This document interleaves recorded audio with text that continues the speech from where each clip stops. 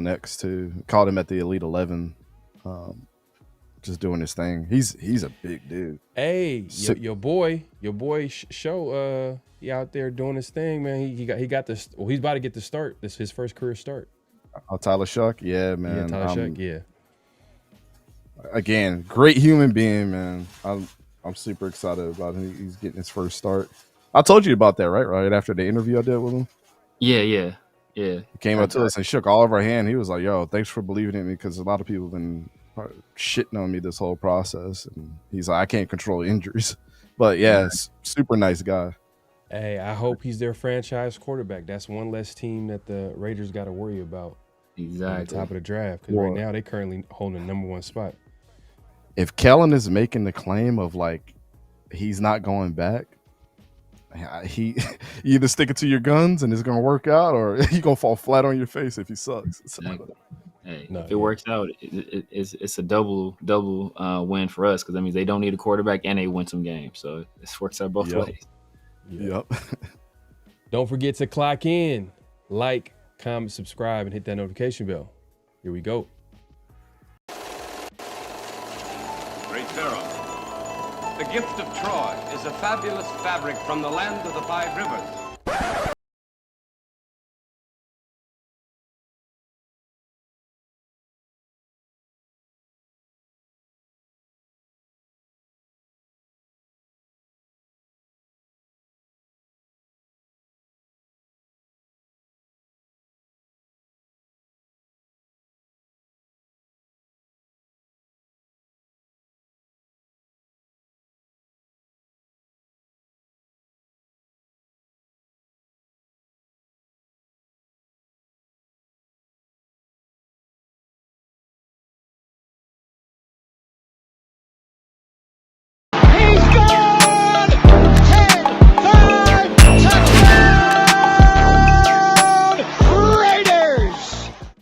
Years ago, when we came to Los Angeles, I really believed that the greatness of the Raiders would be in its future.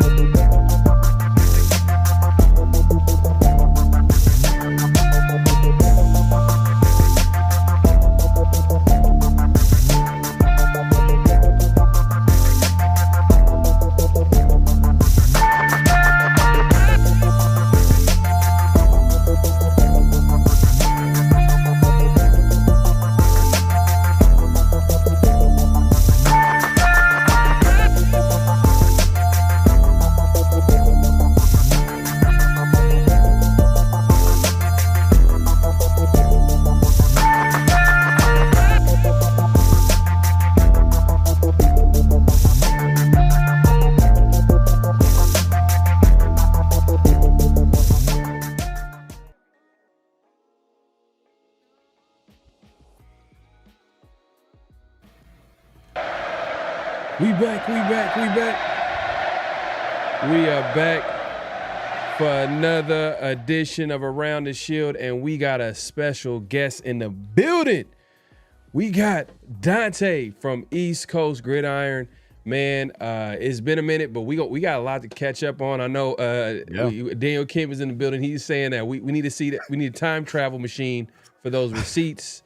Shout out to Daniel Kim, man, one of my king of mods in the building, man. Appreciate you coming through. The mod father. LG in the building, man. Appreciate you pulling up. Hey, man, we got a lot to catch up, man. As far obviously we all know, Dante, you are a Jaguars fan. I am 4-3, yep. And we're gonna play them this weekend, and it's both teams coming off a bye. We're gonna get into that conversation, and then also just a little, every now and then we might talk about some guys that you like in college that because right now I'm not gonna lie, Raider Nation is kind of looking ahead right now. We're looking ahead. We're like, you know what? Kinda. I'm just speaking for myself. I know some of y'all are. I know Severe is. I've been looking ahead for like 3 weeks. After the Commanders game, I was like, "Yep."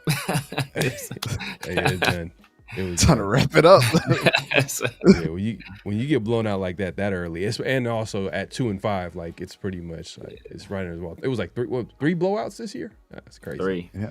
I thought after so long, Severe was going to jump in his car, grab Pete Carroll, take him to a nursing home or something. Man, myself. I got to do it myself, baby. Let's do it.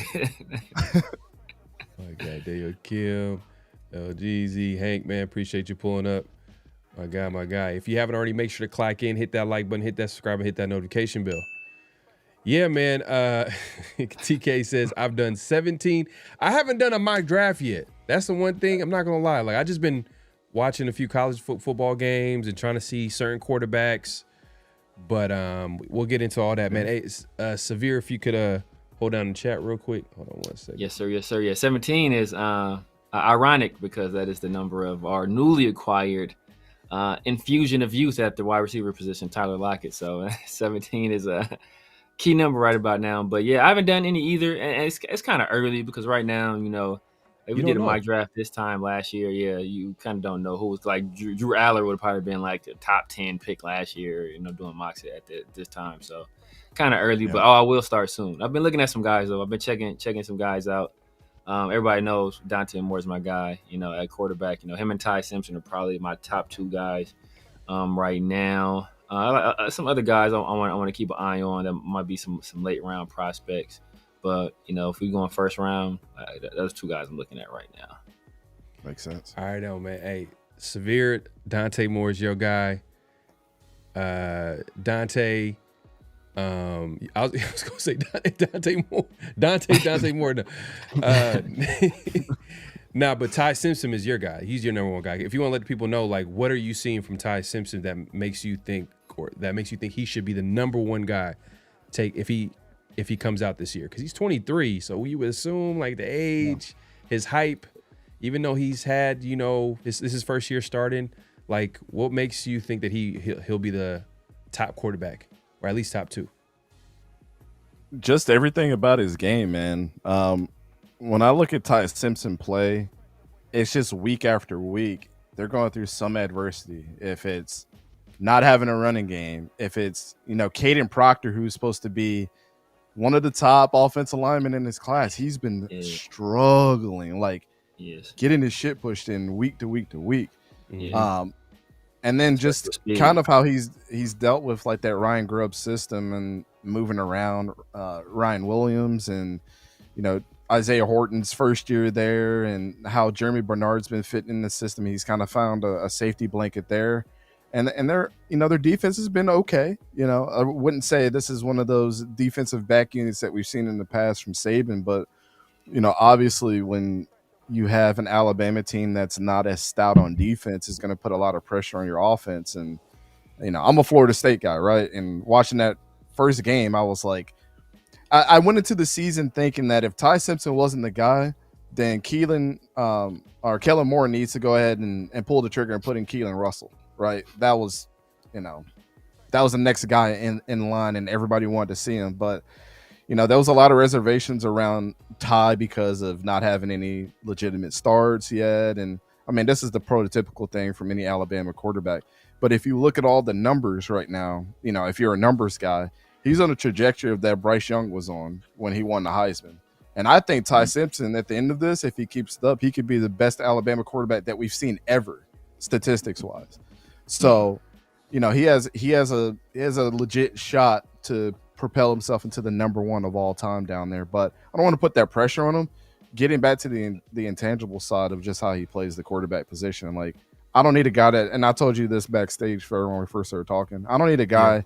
I don't look at the highlights of like a 70-yard bomb. That does not surprise me. I want to see the outside, the numbers, backside throws. I want to see how well he reads a mesh concept, and if he's throwing the underneath guy once that linebacker peels off. Like I'm looking at those type of things. I know if you guys have seen the debacle with Coach JV on Twitter today against quarters coverage, how to beat quarters. Well, yeah, if a guy is running a post route and you have a dig in the middle, obviously it can't stick on two guys. But that 20-yard pass on that post route, I want to see how well he fits it in there between two defenders, and he's been consistently doing that. And that team has been in trouble. He's kind of pulling them out. That's what I've seen from him more than any other quarterback that's been, in the country so far. Yeah. And Daniel Kim. So look, we're not going to ask him like who are the top 5 quarterbacks heading into just name your top 5 college QBs, because we don't know who's going to go into the draft. Like there's a lot of different variables. Some guys might stay. I'll give you the guys that can be eligible for the draft. How about we do that? Because like Darren Mensah is obviously my number one, but I'm going to take him out of this conversation, right? You heard it. You just said he's number one quarterback right there. Go ahead. Yeah, to me in the country, I think it goes, and not in any particular order. I think Ty Simpson's obviously number one. Josh Hoover from TCU, I've been super high on him the whole time. Fernando Mendoza, obviously stats wise, he's up there. I'm gonna give you a dark horse, Trinidad Chambliss from Ole Miss. That dude played at Ferris State his whole career. Austin Simmons was supposed to be the guy, and he's taking the bull by the horns, man. He's been excellent this whole year. I like that kid. Yeah, he wasn't even. That's not even. That's like division. That's not even Division 2, right? No, that's Division 2. It's not even like it's like, Division 2.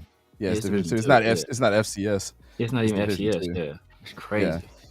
And then I'm gonna give you a 5A, 5B. Jalen Daniels from Kansas has been one of my favorite guys to watch when he's healthy. I think he has that NFL pedigree that you want, a guy that's a true dual threat guy.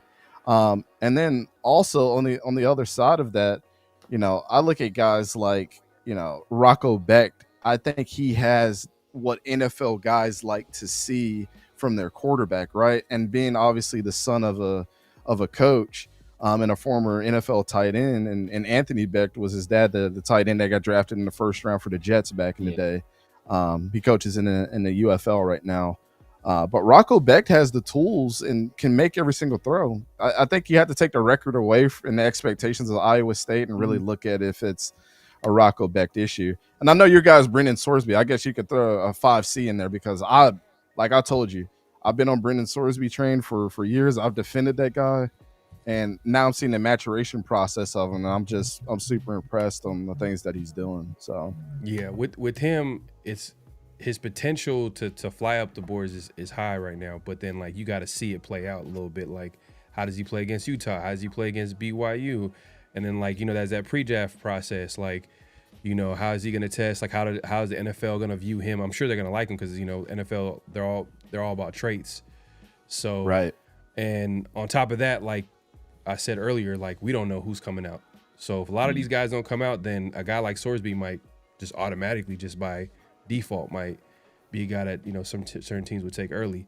And there's like a few teams that I could see take quarterbacks. You talk to the Pittsburgh Steelers fans, they're like, and Los Angeles Rams fans, like they're kind of waiting for their teams to take a quarterback. You know what I mean? Because you got a 41-year-old and Aaron Rodgers. You got Matthew Stafford, who's up. He's up there in age as well. And I'm bringing that up because like that's where the range where you start looking at guys like this, like a Sorsby right now. Like you're like, oh, okay, you know what I mean? I can't envision them getting in the top 10 right now, but like maybe like late in the first, those are the teams that are gonna possibly like look into maybe, all right, this is a good time to snag a quarterback here. We get that extra year, that 5th year option on a quarterback that we like. So yeah, we'll see. Yeah. It is interesting. This quarterback class in general, is better than what people thought. And I was trying to tell people at the beginning of the season, like it's a way better class than what you envision. And we had talked about this too backstage before you even got in, Severe. And I said this was the year that some of the top quarterbacks that we talk about, if they have a fall off, a lot of these other guys that are good are going to look at as being great, like the Brendan Sorsbys. For example, the Garrett Nussmeyers fall off a cliff. The Arch Mannings fall off a cliff. Kate Klubnik at Clemson falls off a cliff, right? And, I look at a lot of their situations a little different, but again, this is what propels the Brendan Sorsbys in the conversation. And Baron Morton in the first 3 weeks is being considered as one of the top guys. And even Sawyer Robertson from Baylor is a guy that's leading statistically in the country in touchdowns and yards, and nobody's talking about, right? And Baylor's not that great of a team on paper, but he's constantly elevating them. And even a guy like that was supposed to be your guy up there at UCLA's Severe and Joey Aguilar. Like the path that Joey's taken from playing at Appalachian State, going through that controversy, betting on himself, and going to Tennessee, where now we're seeing what a quarterback in a veer and shoot system actually looks like. You got to get the ball downfield. It's very quarterback friendly. And Joey's out there statistically at number 4 on the charts right now. So, there's a lot to like about the depth of this class. I think the superstars are going to be in the next class, like we see with Jaden Daniels and Caleb Williams and Bo Nix and those guys. Like, I think that's the class that we're going to hang our hat on that's compared to those guys. Next year's class. Yep. Did you mention Jaden Maeva from USC? Did you mention him? Man, I love Jaden Maeva, man. I do, but that USC team is special on the ground this year. Like, they have a plethora of running backs that can just punch you in the mouth. They went into the transfer portal heavy, even getting my guy Eli Sanders from New Mexico, and sometimes he comes in and will just pop off. I like Jaden Maeva. I would like to see him stay one more year, though. Like, because I think he's going to be the dark horse next year if he stays to win the Heisman. One more year with Lincoln Riley would be incredible. And if they get Mekhi Lemon to come back too, and it's like, let's go chase this thing, it would be incredible to see, because a lot of those running backs have, they're not eligible to be drafted yet. So they got a pretty nice team on offense, and their defense finally is starting to put something together too. It's just nice to see USC. They're flying under the radar. They're not getting that, notoriety that they had before, but it's kind of like they got to earn it with everybody in the country too, right? Like, you got to earn that status that you had before during the Pete Carroll days. But Jaden Maeva is right there, man. I mean, if you said he was in your top 5, and if I had to switch somebody and put him in the top 5, I definitely would. I mean, I think he's up there as one of the best quarterbacks in the country. He's just the one that, like, I want to see him just stay one more year, because I think he'd be badass in year 4. Because it sounded like for a second you're going to put him in that, like, Mendoza category, where you're like, man, there's so much things going on for him that are working his way. Like, it's hard to you got 2 pro receivers. It's hard to, like, really evaluate him, because, like, man, like, he has everything. You know what I mean? Right. Not like not like Mendoza. Mendoza probably is like a whole different. Probably has a little bit more. Well, we talked about that backstage too with Indiana's team, right? Like, Indiana's we were talking about Omar Cooper. I was telling you guys, if somebody put him at the number 1 wide receiver right now in the country, go watch his film. He would probably be number 1 in a lot of people's eyes, and I would not bat an eye at that idea. Elijah Surratt, we talked about. We're starting to see guys like the Jeremiah Smiths of the world not get talked about. We're starting to talk about Carnell Tate maybe being the number 1 guy at Ohio State, right? Yeah.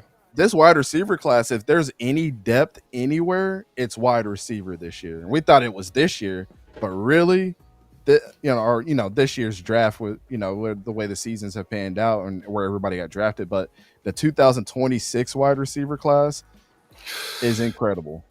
It's hands down the best positional group right now. Oh, okay. Yeah. I mean, who? All right. It sounds like, okay, you already named kind of like your favorite guys, just based off what you just said right now. But All right, is there anybody? I mean, because right now, like, all right, because a lot of Raider fans watch this show, right? And I know a lot of Raider fans don't want to hear this, but wide receiver 1, X receiver, we don't have one right now on the roster. Like that, that's starting number 1 wide receiver, line them up, especially if they end up trading, Jacoby Myers, then it's like, that's even less. You're kind of like you're expecting Jack Bech to kind of take that same role. It's probably gonna take him a little bit to just develop, and because Jacoby's already a good player, so he has to develop with hopefully with more opportunities. But that being said, he's not even projected to be like an X. He's more of probably a slot guy. Probably he's gonna take on that same role that Jacoby had. Who's someone that you could see fit in with the Raiders as an X receiver? Like just plug them in, boom, with the weapons that we already have. I told you a name, before we went live, and I think it's Jeremy Bernard from Alabama. You could probably get him at the end of the second, early third round, but a lot of the scout guys like me are going to be like, he is the closest thing that you're going to see as far as consistency to a Larry Fitzgerald. I'm not saying he's going to be a Hall of Famer, but I'm saying if you want somebody that's going to be a little bit better than Jacoby Myers entering that like number 1 wide receiver, like we got to have the conversation now.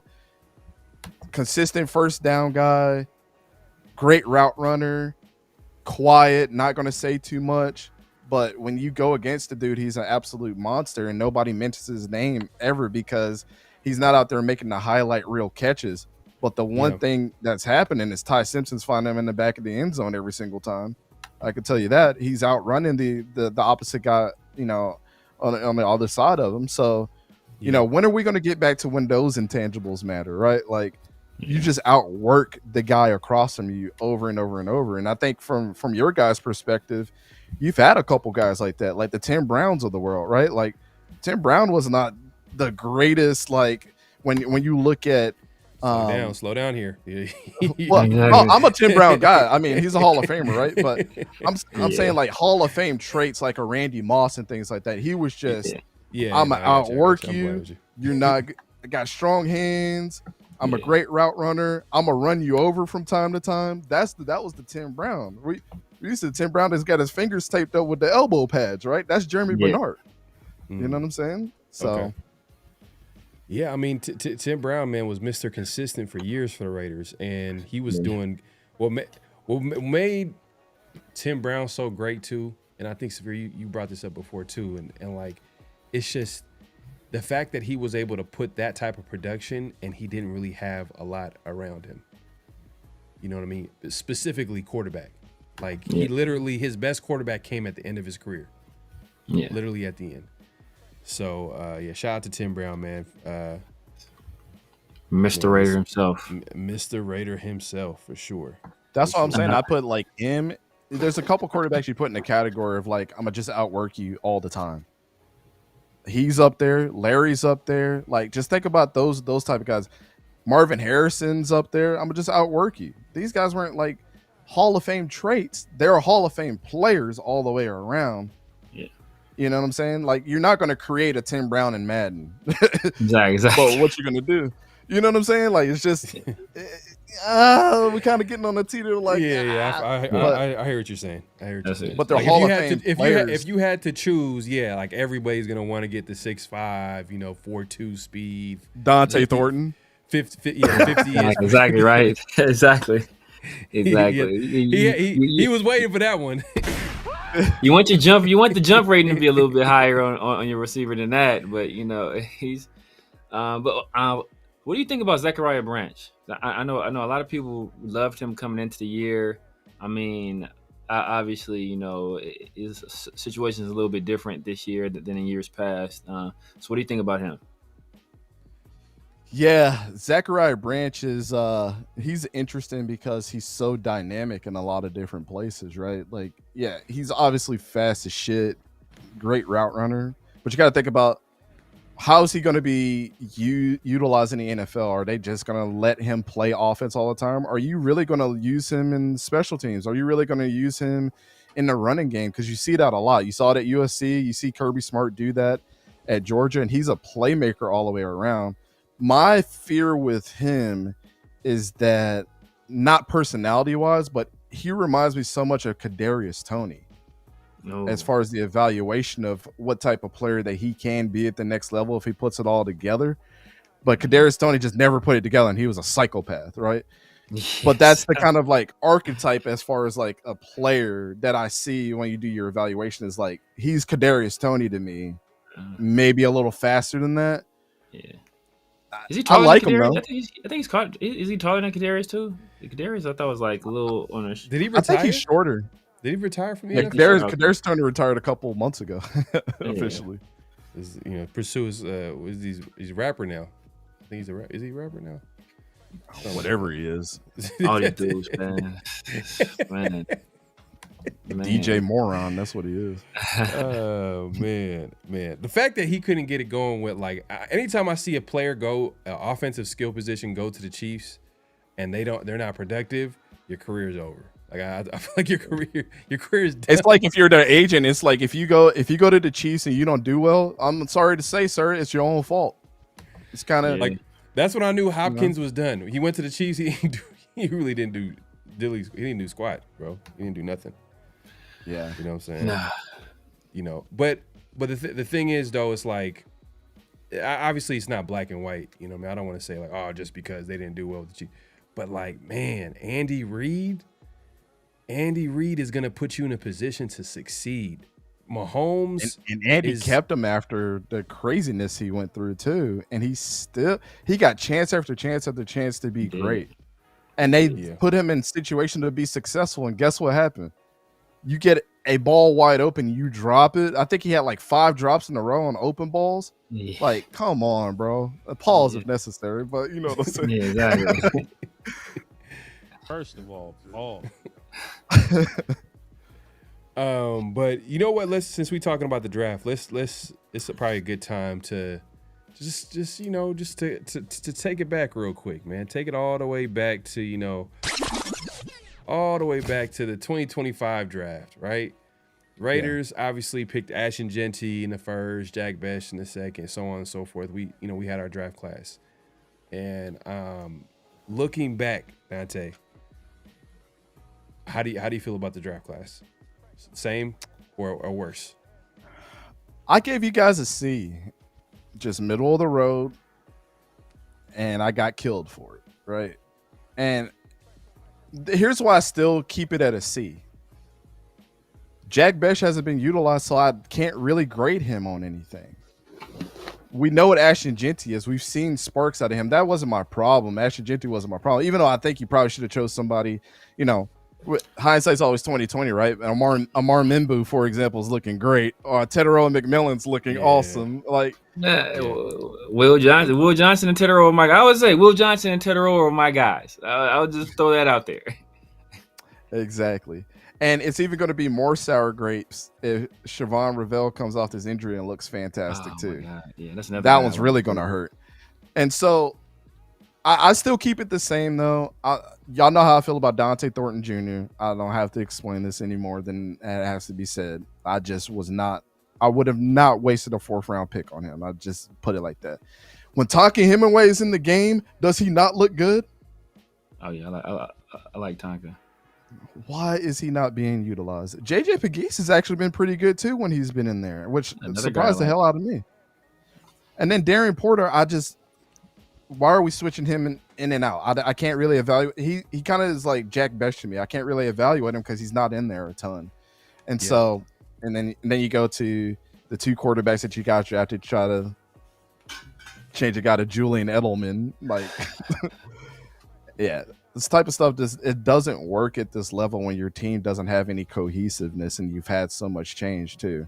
You can make those type of changes when you know what your identity of your team is. And that was my whole point in going into this draft, is like, you were drafting a whole bunch of, I think I can make this guy great because he's shown flashes. No, you need to go after the guy that has the experience that you see on tape, that is a surefire bet. Will Johnson of the world, Teteroa McMillan's of the world. Like, go get those guys. Or even a Will Howard. the fact that you guys didn't draft Will Howard at least is crazy to me because that's a Chip Kelly guy. Like, Will Howard transferred to Ohio State to be with Chip Kelly, and they won a national championship. I don't understand. That's where I was most confused is the thought process. But all the analysts are like, "This is a B+A draft," and I'm like, "Come on, man." I'm not trying to hate. I'm just trying to look at it as the situation that you guys are in. No, I hear you 100%. And the thing is, and this has been the issue that I've been having personally, and I'm sure a lot of Raider fans notice this too. It's just that like the decision making has been inconsistent. Like it's just been all over the place. Like, from Pete Carroll saying, we're all about competition, compete, and then he singles out a JPJ, a guy that we kind of looked at as a starter, and says, oh, well, he's competing with Alex Kapp at guard. Mind you, a lot of people had him at starting, thought he was going to be the starting center, but they had him at guard. And then at the same time, they also said he's still in competition literally to this day. Like he's probably going to say that the entire season that, JPJ he's still in competition.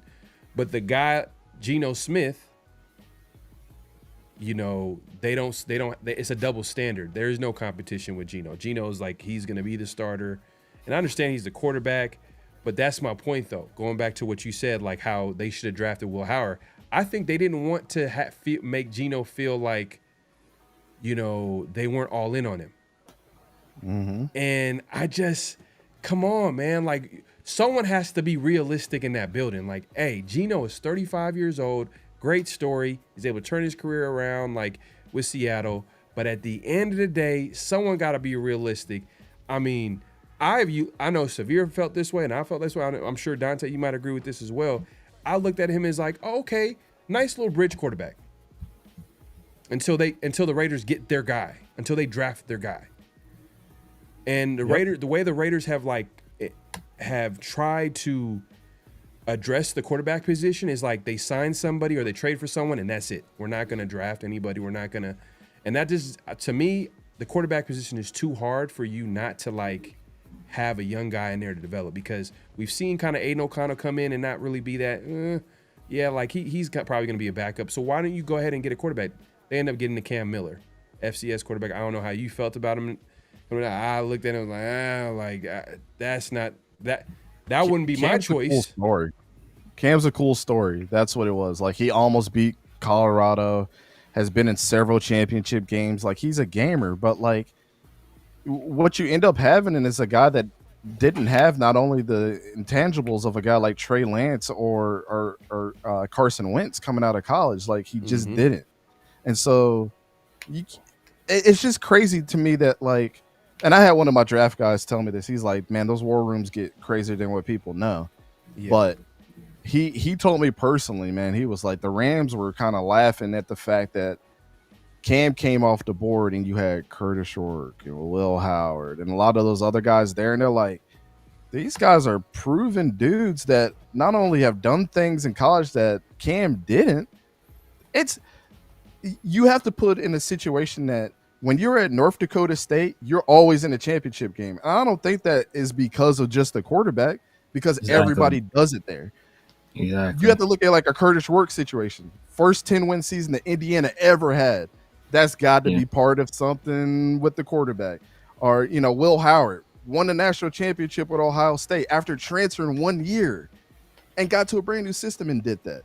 You could say Jeremiah Smith, but like, come on, man, he played his ass off last year. So how do you not rank them higher than a guy that's used to success or was kind of born into success? It's almost like nepotism, right? Yeah. Just because we think Arch Manning is a Manning that he's going to be good, he's not. You got to go out there and prove it. And those guys proved it. I just didn't understand that. Yeah. My guy LS, man, I know we talked about this backstage, but like, you already know, hey, LS, me and you on the same page. I know we're on the topic of wide receivers. We talked about that earlier, so he asked this question earlier. But I just got here. I'd be interested to hear Dante's thought on Sorsby. So I'm a Brandon Sorsby guy. Shout out to my guy Ray. He kind of put me on to him first. And then I was like, man, this guy there's something here. What's your take on Brandon Sorsby, man? I told you guys he would be like a 5B on my list, 5A, 5B, somewhere in there. Like, I think he's deserving of that. I've been a Brendan Sorsby supporter since he's been at Cincinnati. I told you the best thing for Cincinnati is when they joined the Big 12, because it was forcing them to, like, you have to get better after having like an 18 touchdown season. Now we're on a trajectory that we're doing that. But the interesting thing about Brendan Sorsby in the Big 12 is this is so reminiscent of what happened with the Pac-12 when they had their last year, when all those quarterbacks were badass, all those teams were badass. That was the best conference in football just to watch. There was so much talent. And so Brendan Sorsby is another guy that's kind of like that too, is like you got, him, Josh Hoover, Sawyer Robertson. I know Colorado's not doing well, but I think Caden Salter is going to be a draft still for somebody. Like, you just go through that whole conference, and it's damn, they got a quarterback. Bear Bachmeier is a true freshman to BYU, killing things. Devin Dampier at Utah, killing it, right? And going into that environment, not only are you're competing against yourself and competing against your opponents, but you're also being elevated because the quarterback play is so good in your conference that you're matching that every single week with the Rocco Becht and Avery Johnson and all those guys. Like, the names just keep going on and on and on. This is the best quarterback conference in football, in my opinion, because all these guys are killing it, and he's at the top, right? It's not like he's in the middle of the road. Yeah. Cincinnati is at the top. This is the best team that we've seen since when what's his name? Ritter was there. Desmond Ritter. And they played Alabama that year in the college football playoff. This might be a college football playoff team. And I told you guys, if he beats on Utah, I mean, like, doesn't turn the ball over, throws two touchdowns, another one on the ground. Everybody's watching too. I told you, two of my scout buddies, they said all the scouts are being sent out to this game because their front seven is something serious. If he can get through this gauntlet and win, yeah, he's gonna be a beast, man. I'm a big Brendan Sorsby fan, though. He's awesome. Yeah, that's when they had the almighty Trey Tucker was there when they the almighty Trey Tucker. Hey, shout out to Trey Tucker. I at the Senior Bowl, he had burnt this dude, and I put a clip up. And I was like, man, tell that dude to pick up his shoes. He left him on the 20-yard line. And he commented on it and then added me as a friend. I was like, this is cool. Hey, man, he's doing his thing this year. He's doing his thing. He's doing his thing, bro. He's having a breakout year, his third year. Trey Tucker is probably, I want to say, giving him confidence to trade Myers, but he's giving the Raiders a reason to be like, okay, maybe we can keep Tucker around long term. It's an interesting dynamic, right? I would say that. It was like, we'll keep you around. I would say give him confidence to trade. You see what happened when Jacoby wasn't out there. What did Trey Tucker do that game? Yeah. He's not there. He's not like, I want to put him at Jacoby Myers level. But then at the same time, like, he does give you that speed element. You know what I mean? And that's a nice thing to have in the offense. You know what I mean? But it's just like I can't get past his size. Like, his size is kind of like, man. He's made tremendous strides. If Dante Thornton could run routes at the level that Trey Tucker is now, especially like you look at the growth that Trey Tucker had from when he was a rookie to now, Dante Thornton could have that route, that same kind of growth and development. He'd be like a competent NFL wide receiver. Probably more than that, because he's probably faster. Obviously, he's taller. But Dante Thornton just don't know how to run routes. Like, he doesn't know how to run routes at all. It's an interesting dynamic because you have two number 2 receivers on your team, and you're trying to decide, like, it's a lot easier to say Jacoby. He's obviously checked out. Like, he wants to be somewhere else at this point. Yeah. And you have Trey that's going out there every single week and just proving it time and time again that, like, I don't care about the situation. Just throw him in the ball. I'm going to make things happen. And it's great that Brock has been out for the aspect of it shined a light on him, so you guys know what you had with him, so you can value somebody that wants to be there instead of a guy that's like, oh, he's a number 2. No, we got a number 2 in Trey Tucker.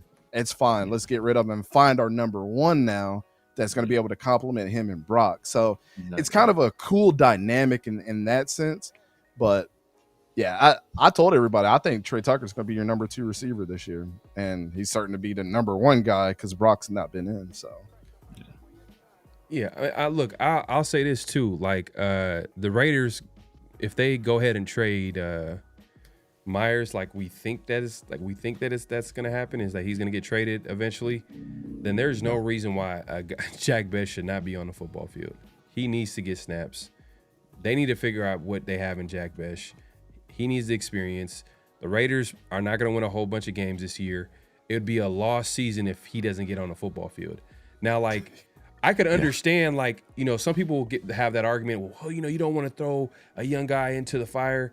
Yeah, but Jack Best is not in that category of players where you don't throw him out there. Like, maybe a Charles Grant. Charles Grant, I could be like, I get it. Small school. He's jumping from, like, the competition, and, you know, he needs to get stronger. I get it. Like, you don't want him, like, to ruin the player confidence or whatever the case may be. But, like, a Jack Best, part of what made one of the strengths of or values of drafting a Jack Best is the fact that he could probably contribute right away compared to other prospects. How did you feel about Jack Best coming out? I think I had Jack Best at my number 5. I know he was in my top 10, and I tried Jack Best was interesting because there was a lot of other players that were getting a lot of noise, like the Savion Williams on his team. And then the guy that really stuck out to me was this guy, JP Richardson. I don't know if he's still in the practice squad for the Bears, but like, man, JP Richardson in games was like badass and nobody was talking about him. And then I had to kind of sift through that and say, where does Jack Best fit the best? Like, is he really a number 1 or number 2 on the team? And I think with him is like, he needs to kind of play like that Luther Burden role that's happening with the Bears. Like, don't try to be the number 1. Don't try to be the number 2. Just get open and get me a first down and make yourself valuable. But the thing is Chip Kelly it's almost like Trey and him have to switch spots now because you're forced to do that. Like, we got to force him in there to do the things that, you know, we need this team to do. But I think Jack is a possession receiver at best, and he's not great at anything else like route running and all that. He has strong hands, a first down machine, and that's where he needs to play his game. You try to force him to do other stuff, and it starts to look a little silly. I think the hype around him was because of his brother passing away in the Senior Bowl that he had. In a big game, yeah. But I can tell you, and I think, Severe, you said this on the show last time, Tej Johnson was by far the best receiver at the Senior Bowl out of everybody. And everybody missed on him except for the Bucs. So, yeah. But yeah, I like Jack. I want to see him more. I want to see what he looks like on a consistently out there for a full drive without you pulling him. And the blocking ability that he does have in the running game could be very, very valuable for somebody like Ashton Jeanty because, like you guys know, this guy was a former tight end at LSU. Yeah. And he's a locomotive like Ashton Jeanty. The more snaps they get, and I noticed this on film with him, the more catches he gets, the more snaps he gets, the more times that you consistently have him out there, it's almost like, you know, playing a video powers game. Up. Like a fight. He powers up. Yeah, like he's gaining XP every time you throw him a pass. Yeah, it's like playing an RPG and you get an item that says when you get 50% health, your damage increases. Exactly. That's like Jack Best, right? Like he just becomes better when he has more reps. So it doesn't get more old school than a Jack Best. I just don't know why you guys don't utilize him. It's kind of frustrating. Because of Myers. Because that was like the big thing is when he got drafted. Like my first reaction was like, what? What did we another slot? Like, you know what I mean? Yeah. Tucker technically, he was drafted to be a slot, like a speedy slot option, right? And then you have Jacoby Myers, who, you know, spy tech all offseason. I mean, he can play on the outside, but then he also has a lot of value playing on the inside. And then we hear spy tech, the GMs call him a slot. So they're telling you the Raiders view him as a slot receiver. So then they went ahead and they got a Jack Best. So the only thing what that means is that, like, okay, he's the replacement. Right. You know. Yeah. And we had Q Myers like a couple weeks ago, and he was talking about we brought up the conversation why the young guys ain't playing. And he brought up a good point. Is like, so you're just gonna just bench Myers? Like he's the better player. Like you're not just gonna take away snaps from a guy like Jacoby Myers and a Besh get his snaps. Like he's, you know what I mean. You gotta be in order for a Jack Besh to get more snaps and get on the football field, Myers got to go, or you know they gotta do something. Someone's gonna have to like take the fall, and they don't want to do it with Myers. And Tucker's playing well. Thornton, obviously, we all know. Like Thornton obviously is the one that needs to. He has to. But I don't know, man. It's like a love affair with Thornton, man. I like see. And that, we know why. We know why. Because whose guy was that? Chip Kelly already put it out. That's what I'm saying, bro. We try to throw this blame with Chip Kelly. We know who's running the show. Like, and I wasn't even. I've been calling to see Jack Besh on the field more, and I wasn't even a Jack Besh fan. I like Jalen Royals better than him. I like A.O. Manor better than him. I like Horton better than him. I like a whole bunch of dudes better than him. And they draft him in the second round. But at this point, I'm like, bro, I'd rather just flex Jacoby back outside, let Jack Besh work in the slot, and run it like that. And if that's what we're going to do, just run it like that. I'd rather just have two slower guys on the field and eliminate Dante Thornton, because he brings you nothing being out there regardless. So, like, we want the speed element, but he's not threatening anybody because he can't beat press. He doesn't run a route. Like, he offers you absolutely nothing. So at this point, just play Jack Besh. So that's why I said, like, I can see where Q is coming from, but I think that's just that's not a good enough reason anymore at this point, because Thornton is not being effective. So I think we knows whose wrinkly fingerprints is all over why these young guys aren't playing, and it's because we have a 74-year-old coach that's clinging on to try to turn the season into something. And that goes back to what I said earlier: is they've been inconsistent. You know what I mean? Where's their competition with Dante Thornton? It's almost like they handed him a starting spot. Fact. Because when you watch him play, you're like, how did you like win the Pharaoh? He was the third stringer on Tennessee. He was the third stringer on Oregon. Like, I don't understand this. Like, why people had this obsession with him. It's like when Brew McCoy got hurt, he stepped in. When Squirrel White got hurt, he immediately stepped up. The 20 catches that people say, oh, he had over like 20 yards a catch. He only had like 20 catches. Like, of course it's going to be that much. If you put Jeremiah's best 20 catches on film, he's going to average like 30 yards a catch. So like this whole argument about like that stat is like, it's crazy to me, but I just didn't understand the obsession. And like you said, Severe, with Jalen Royals there at the 4th spot, don't let Juju Smith-Schuster or any of these dudes get hurt on the Chiefs, because it's going to be an awakening of this dude just waiting in the wings. Jalen Royals was awesome. He's such a clean route runner too. Oh, his routes are, oh my god, bro! That kind of route runner in the Andy Reid system, bro, is bro. And go watch his game against Boise State. He had dudes fighting him at the line of scrimmage because he was just outgunning him on his release. He had dudes frustrated. Yeah, I never understood that. But big and fast.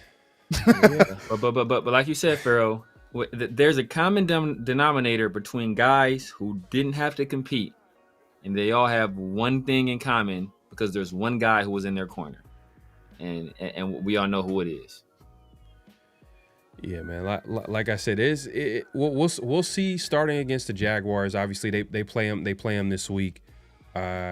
And they're, both teams are coming off a bye, especially the Raiders. They got embarrassed, and technically Jaguars got embarrassed too as well. They got blown out against the Rams out in London. But the Raiders, watching that game, it was like game was over after the second quarter. It felt like it was just they tapped out. Like once you start seeing missed tackles, like the game when the first couple series, you'd be like, oh man, like. You know what I mean? This might be a competitive game. They're tackling and everything, and then when the team starts, missing tackles, the other team starts breaking all types of tackles. I'm like, all right, I see what's happening here. This is game over. It's game over. And then it was pretty much over at like third quarter was 31-0. Minshew comes into the game. Like that was. Oh, talking about us? You talking about us? The Chiefs game? I thought you were talking about the Chiefs game. So I'm bringing this up because we head into the bye with this on our mind, and I'm sure the season on their mind because they're like, all right, this season has not gone the way they thought that it was going to go because they obviously had a lot of different things that they did that didn't work, like Dante Thornton starting on the outside. You know, that obviously they're going to have to make some adjustments. Now they're going to be playing the Jaguars this week. Are we going to see a whole bunch of, young guys playing this game? Jacoby Myers, is he going to play?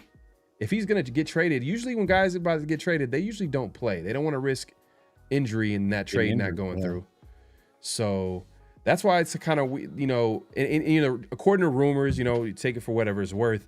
They're saying that the Raiders are looking for a day 2 pick, 2nd and 3rd round. I'm like, man, if we do that, then shout out to Spytech. That's good work.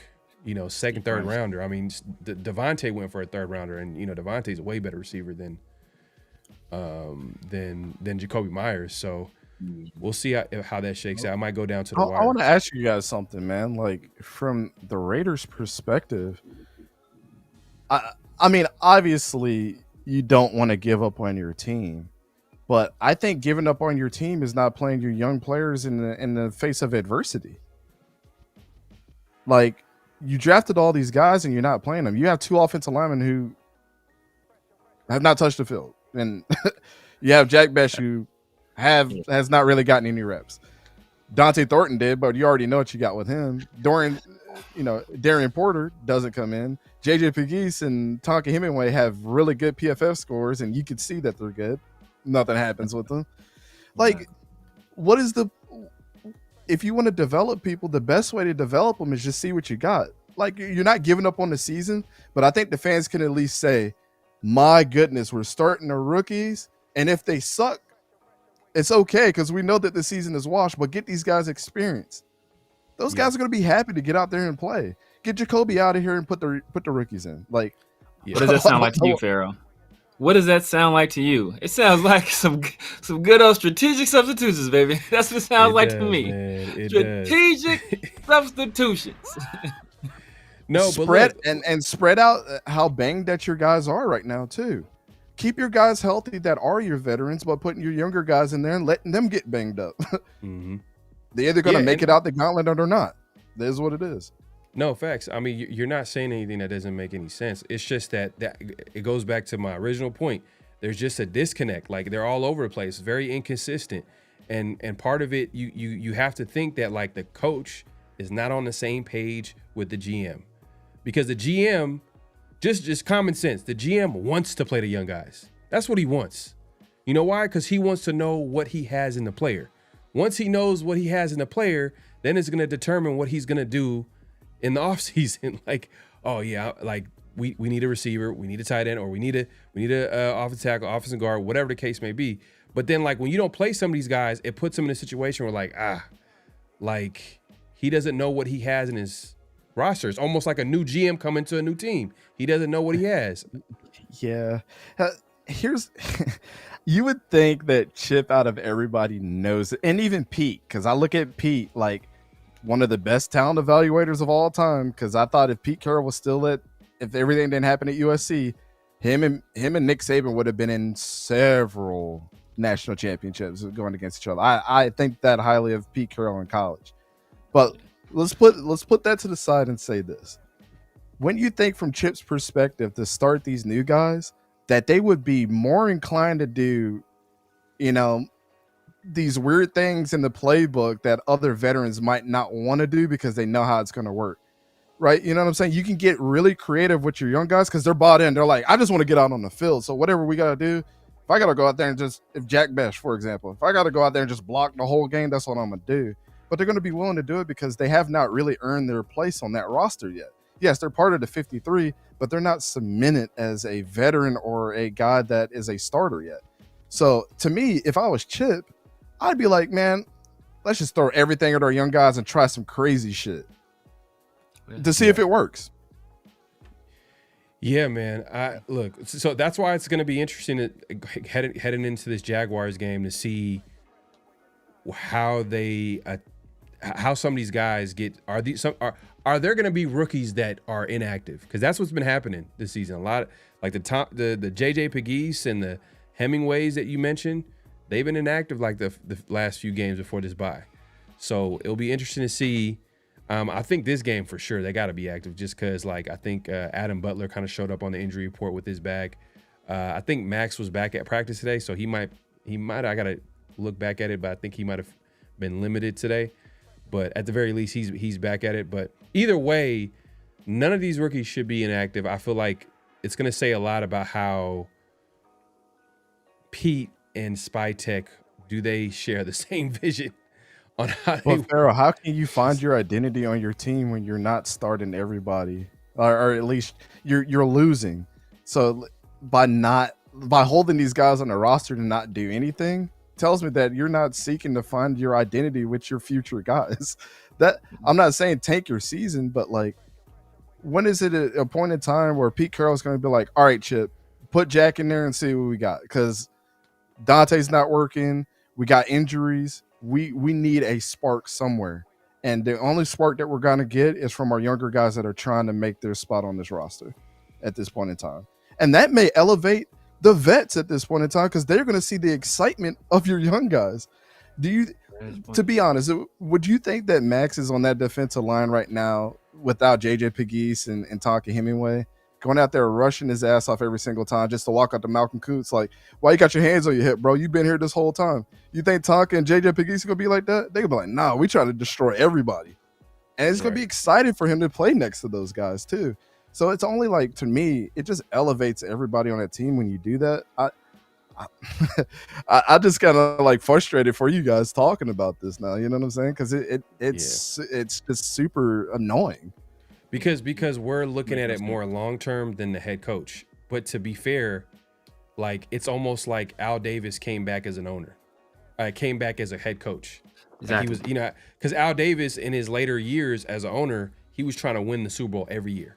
No matter what, every move was even if it's nah, you need to rebuild. We need more pieces. He'll trade future draft picks. He'll pay guys unlimited amount of money that nobody else would have paid. And that's where Pete Carroll's at right now. Now he, without the contracts or whatever, it's more about he's trying to find a way to get, at the end of the day, the coaches are going to want to have the vets out there. They're going to feel more comfortable with the vets. So they're going to give them more an opportunity than some of the young guys. And it's funny, though, because Darian Porter, I would think that would be a Pete Carroll guy, and he's not getting snaps over Kelly, who's struggling, which is crazy, but, it is what it is. But let's get back to this Raiders and Jaguars game, man. So what's going on with the Jaguars, man? Because they're 4-3. They've kind of been up and down. They had some good wins. They had some bad losses. What's going on with Jacksonville this season? Exactly what I thought, that we were going to be very, very up and down, just like if, Doug Peterson was here again. I can't say one thing about Liam Cohen and the things that he's doing. I don't know if you guys have seen the clips of him holding himself accountable and being the ultimate leader on the team. And even the younger guys are speaking up and saying, it's not on you, man. He's got those guys bought in. And I'm excited for that.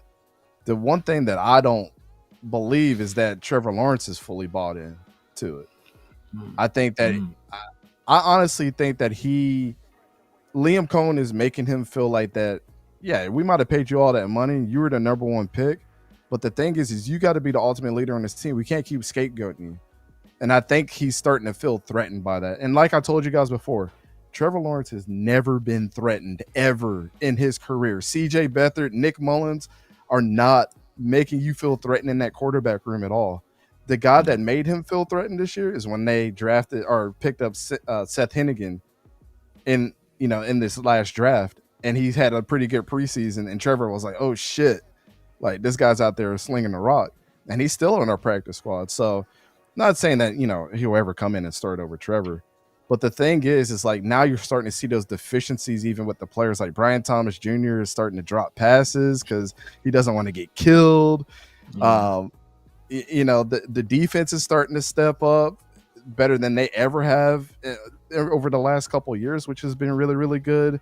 And even Travis Etienne is starting to get the burn that he actually deserves too. I don't understand why we have not paid him to be our franchise running back. We sent Tank Bixby to the Eagles, Really, and right? I told everybody that he was probably not going to be part of this team when Liam Cohen got here because Bucky Irving and Travis Etienne are so similar in the way that they do things that this is going to make that engine run. And the first 3 games of the season, Travis Etienne was one of the best running backs in the NFL. And so I think what he's trying to do is make sure that our guys that are on this team are getting the absolute respect that they deserve and spreading the ball around to guys that are, Brian Thomas Jr. doesn't want to catch a pass. It's not my fault. You got to catch it regardless if you're going to get creamed, man, because it's the NFL at the end of the day. Everybody's going to get hit hard. And so I think he's instilling that inside of our room. Our offensive line has had some struggles, but this is the best that they've played as a unit. Bashaw Tutton has shown a couple of his his efficiencies as far as a running back, and that's why we got rid of Tank Bixby, because we drafted really well at our running back position. LaQuinn Allen's come in and done some things, but I think Liam is going to the different aspect of let's let our defense speak for us, and the offense has to respond in the ways that they need to. And what we're figuring out is Trevor can make a great throw, but you ask him to come back at the end of the game, that boy crumbles, man, when we're up. I don't know what it is. The Seahawks and the Rams game, 2 tough teams. We all know 2 of the best teams in the NFL right now. Nobody wants to play them on a weekly basis. But those are 2 games that we probably should have won because we caught them on injuries and all kinds of other things. Why couldn't we have won those games? I think we're going to struggle in this game against you guys, though. I really do, because I think we're going to try to figure out our identity, and Trevor Lawrence is going to get exposed. I really do think that. I think you guys are going to find a bright spot in some player, and Trevor's going to look absolutely mid. But it's an up and down season, man. We're not even ranked high in any category in the NFL. We're like either middle of the road or at the bottom, except for our defense. Yeah, and that's what I noticed too, because I was thinking, I was going to see some crazy numbers, because I know that they've had some good wins, but it's kind of been inconsistent a little bit. But they are 1 game over 500. I know they had some good wins. They beat San Francisco. They beat the 49ers. Even though the 49ers are a pretty, injury-riddled team, but they're a well-coached team. So that was a good win. Yeah, the Texans, the Chiefs. The Chiefs was a good win, especially. And I know you mentioned that Lawrence, crumbles at the end of the game, but he actually had the game-winning touchdown at the end of the game. We should have. That shouldn't have happened. Like, let's be honest. Chris Jones stood there like a test track dummy, man. Well, he was staring at him. How does he stumble twice and you not do anything, brother? Yeah, that's true. Like Trevor Lawrence was like, "Come sack me, Chris," and he was like, "Okay, I guess you're not gonna come here, so I'm running in." We should have lost that game. Yeah, well, crazy. You know what? The one thing I'll say about the Raiders defense, man, like they're pretty when they bring when they actually compete. You know what I mean? Like they're a good run defense. It's just against the pass is where they can get exposed. But because I was looking and going back to what you said about the numbers, they don't really wow you. Like, do they push the ball down the field? Because I'm looking at the average yards per attempt. Like, do they dink and dunk? Is it a dink and dunk offense? Like, it's kind of, I'm surprised because like Brian Thomas, you would think, and Travis Hunter. Yeah, and Travis Hunter. What the hell? What's going on over here? Yeah, last year was one of those years we looked at Brian Thomas and we were like, wow, like he's everything that that first round pick worked out. And I even had a little bit of reservations about it too. It's kind of like how I felt when you guys drafted Brock Bowers. I was like, this doesn't move the needle for us. So we're trying to scapegoat somebody with this pick. They're going to be good players, but it's not going to really move the needle for us. And then you get to this year, and it's like Brian is like, I'm not catching shit over the middle. You can miss me with that. Like, either throw it to me long or throw a screen, because I'm not going over the middle for Trevor this season. Oh, wow. To be honest, man, I think everything starts with Trevor Lawrence. I don't know if he has just been in those first 2 weeks where Brian just was not anywhere to be seen. and that ruined his psyche for the rest of the season, and he's trying to build chemistry with somebody else. I don't know what it is, man. It's kind of like a it's kind of a hard thing to try to find out, man, because it's like you have a quarterback friendly coach, you have a couple good running backs, your offensive line is playing out of their minds, and your defense is one of the best in the league when they're all playing together. I mean, you go to our defensive side of the ball, it's like Josh Allen, Eric Armstead, Devin Lloyd, got Jordan Lewis from the Cowboys who's been playing good. Yeah. And even Travis Hunter had his best game, a week ago, having his first 100-yard game. I mean, what else does Trevor want? We've been doing this every year with him.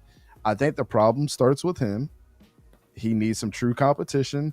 And this next year, we go in and we say, you either put up or shut up, or we're putting your ass on the trade block. Like, it just is what it is. We were talking about the draft, right? Mm-hmm. And I don't know what just fell. We're talking about the draft. This is the draft where you go and draft that quarterback, right? You go and get that guy that is going to put pressure on Trevor moving forward. I think that's where the success of this team lies. How many teams have you looked at and you're like, man, they're just a quarterback away? We got the quarterback, and now we're still saying we're a quarterback away. Like, this is a pretty good team, man. Liam Cohen has gotten the best out of these guys that he could get at this point. I'm surprised, man. Liam, you guys might have a coach in Liam Cohen. It seemed like early return seemed like he seems pretty solid. And the crazy thing is that I thought, shout out to my guy Mo Moten. He's the one that kind of was like connecting the dots because during the season we're like, all right, who's going to be the head coach when Tom Brady comes in the building and the Raiders have to like choose a coach, and he brought up Liam Cohen as an option, but for the Raiders, what we came to found out is that like offensive coaches don't want to come here, because we don't have a quarterback. So Liam Cohen goes to Jacksonville. Obviously, he gets to work with Trevor Lawrence, but you've kind of been a Trevor Lawrence man. You're since kind of day one. Trevor Lawrence. Yes, since day one, bro. Every time you go back to my channel, since day one. You're not a Trevor Lawrence guy. Like you don't feel like he's the guy. You feel like eventually they're gonna have to move on. And I know they paid him.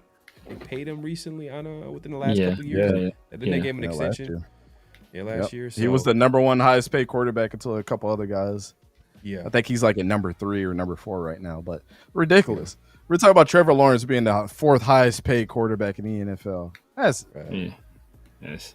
Quarterback is like having it's hard, bro. It's really it's hard to get right, bro. It's hard to get right. But let's talk about the defense real quick because I know you guys made a trade. You guys traded did you guys trade Tyson Campbell?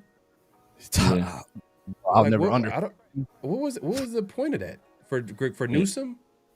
It was the most on paper trade that did nothing for us.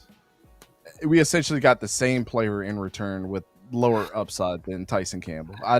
I'm like, this is like essentially the same player. Like, what are we doing? Yeah. And Tyson Campbell had like a pick 6 last week, and I'm like, man, here we go. And I'm a Tyson Campbell apologist. I would be completely honest with you. I think he can be really, really, really good. Greg Newsom is like a good number 3 corner on any team. He's a solid.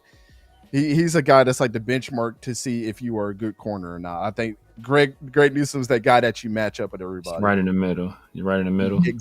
Yeah. I'll never understand that trade, Pharaoh, to be completely honest with you, bro. Like, I didn't understand it. And then when I heard about, I don't know how much you believed in the Brian Thomas like rumors about him possibly getting traded, but they obviously shut down those rumors for obvious reasons. They don't want to. They're not going to admit it, especially because if they're not going to get a deal done, they don't want the bad press and they don't want to mess with the player's head. But why would you add on to all the dead cap that we have? Just getting rid of it.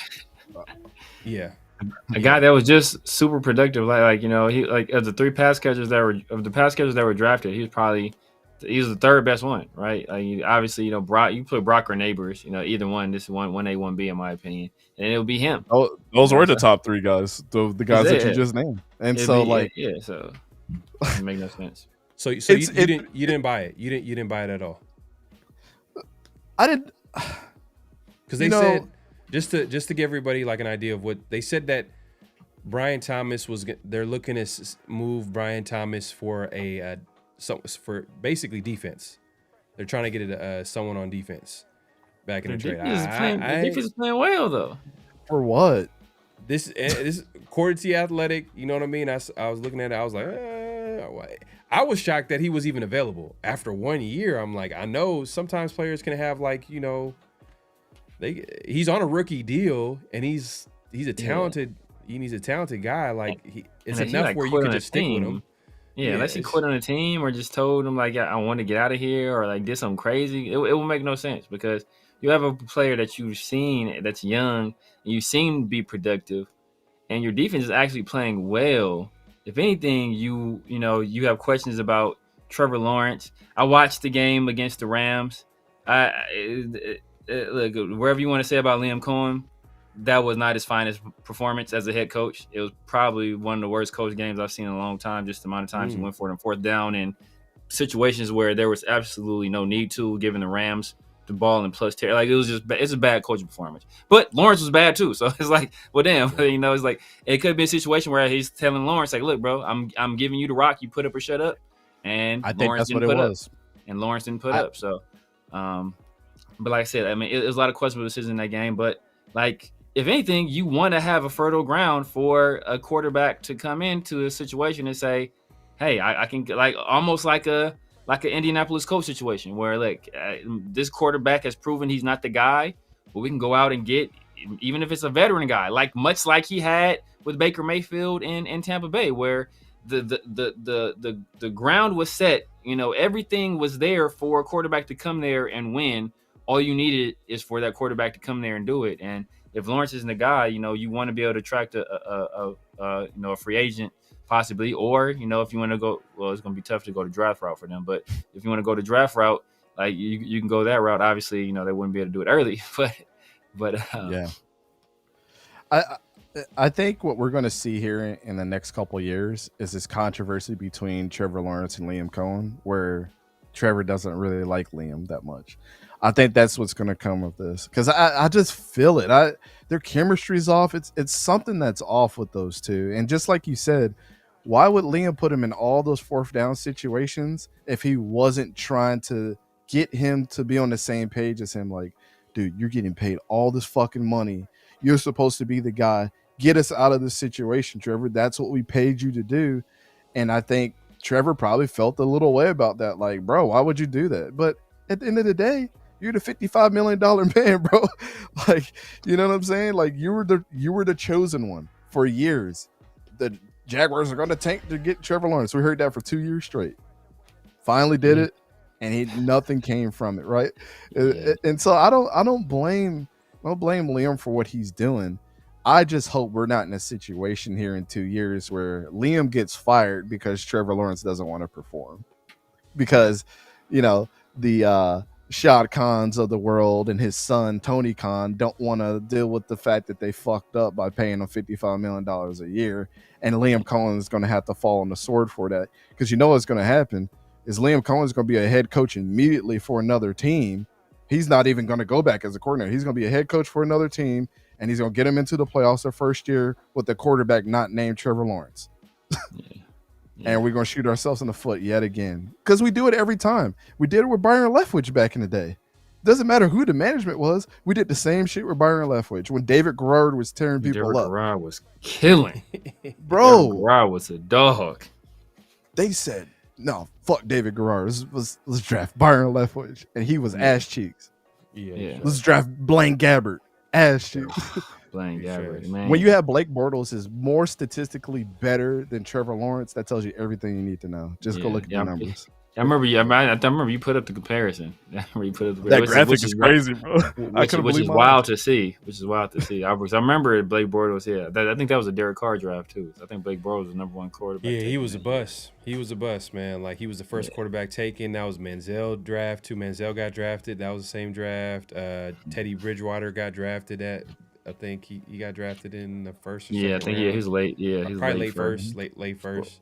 For the Vikings. Early that was on, my favorite quarterback that draft. And early on, pre-injury, Bridgewater was looking good with the Vikings. He was looking good, and then after the injury, he wasn't quite the same ever again. I don't know. He wasn't. He he almost had damn near the Alex Smith injury on his leg. I remember that. I mean, it was pretty bad. It was bad. Yeah. It's bad, man. But that being said, obviously, it's. I think, are you guys on a win streak?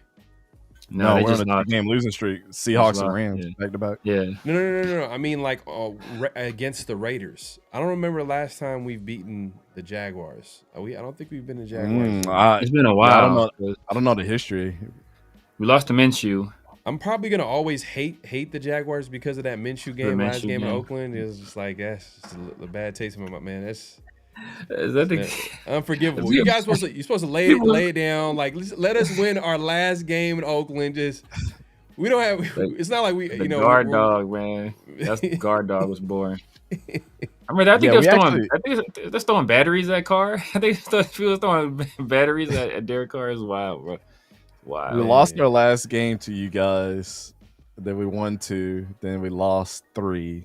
And then we won 4. And then we lost 1. So that was our last 10. Our last 11 games. Okay. Oh, so it's been back. It's been pretty back and forth. Yeah. Okay. Yeah. So, and another thing before we go into just score predictions, we get you out of here, Dante. Another thing I want to mention is this is going to say a lot because both teams are coming off a bye week. This is going to say a lot about the coaching staff. You know what I mean? Like, who's going to have the better game plan? Who's going to, after having 2 weeks to prepare for each other? You know what I'm saying? So, guy Liam Cohen, does he, have some cooking back there, especially against a Raiders defense that got destroyed by the Kansas City Chiefs? Does Pete Carroll, Patrick Graham, Chip Kelly, do they put together a game plan that can put the Raiders in position to succeed, man? That's going to say a lot too, this game, as far as all the other moving parts about the young players playing, but at the same time, they're trying to win. The Raiders are trying to win. They haven't thrown the white flag. It doesn't feel like it. From go ahead. And I was going to say there used to be a saying that, my coach told me back, when our head coach that I was coaching under, he was during our bye weeks or like that game right before the playoffs. He was like, "Yeah, you can rest, but don't allow this lapse in the week that we're going to have not show the good points on film for who is really going to be a part of this team." And so I think it's the same thing needs to be said during these bye weeks for the NFL too. Like the tape should be the obvious thing that gets grounded by all the coaches during this bye week, and you really start to start figuring out the identity of your team on both sides. So, and in a weird kind of case, the fact that both of us are on a bye week, we might see 2 completely different teams than what we've seen this year come into this game. And so the game plans might completely change because, we could see Travis Etienne get 30 carries in this game and you guys struggle. Or we could see Trevor Lawrence throw the ball 40 times and Travis gets 3 carries and then you guys win. You know what I'm saying? Off of some bullshit. Like whoever's going to prepare the best during this week is the one that's going to win this game. Because I think to be honest with you, I had you guys at 8 wins. No matter how critical I was of you guys, I had you guys at 8 wins, and this was one of the wins that I had on my schedule for you guys. And I still feel the same way. I don't think the Jaguars are unbeatable. I think the defense is going to hold them, but I hope it's a decision where Kenny Pickett comes in and he shows you something.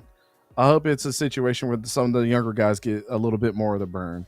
I hope that the defense, I'm hoping for your guys' side, right? Like, I hope that your defense actually puts Trevor in a bad situation where you've shown what you've shown. Say, Dante, man, you are wearing black right now. I mean, exactly. You want to tell us something, right? You want to make an announcement? Nah, man. It's just hard to root for this team, man, for year to year to year. It's like I feel the same way about Florida State. It's almost like I'm like rooting for them to lose.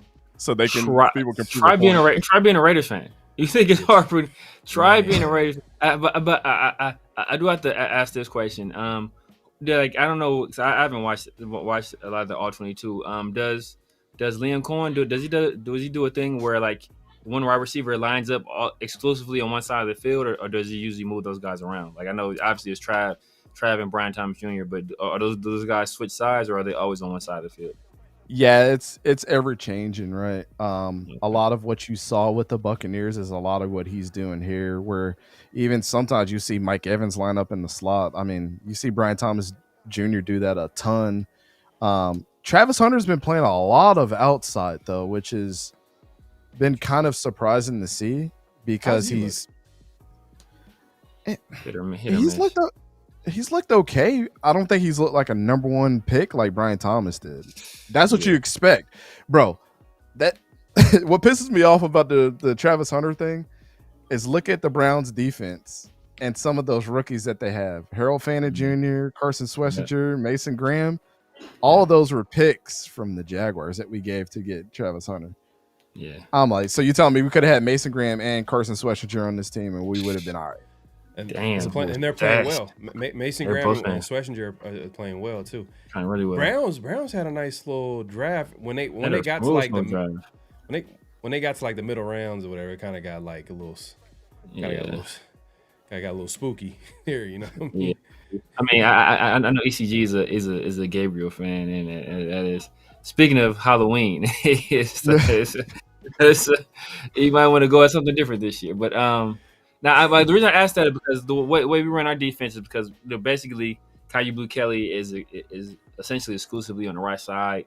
So if anybody is playing daily fantasy or streaming, whether it was Brian Thomas or it was Travis Hunter, you might want to invest heavily on one of those guys, whoever's going to be going against Caillou Blue Kelly, because that seems the guy. Caillou Blue Kelly and Devin White have been just the favorite targets of offensive coordinators across the league. Like Eric Stokes probably has rarely gotten a pass thrown his direction. To be honest with you, the teams are just picking on those two guys. So I was going to say, you know what, whichever one of those guys is over there, that they're going to probably have a pretty big game. And maybe if this is a game that they want to build up some confidence in Trav, they let Trav go against Caillou Blue Kelly and cook him for 4 quarters.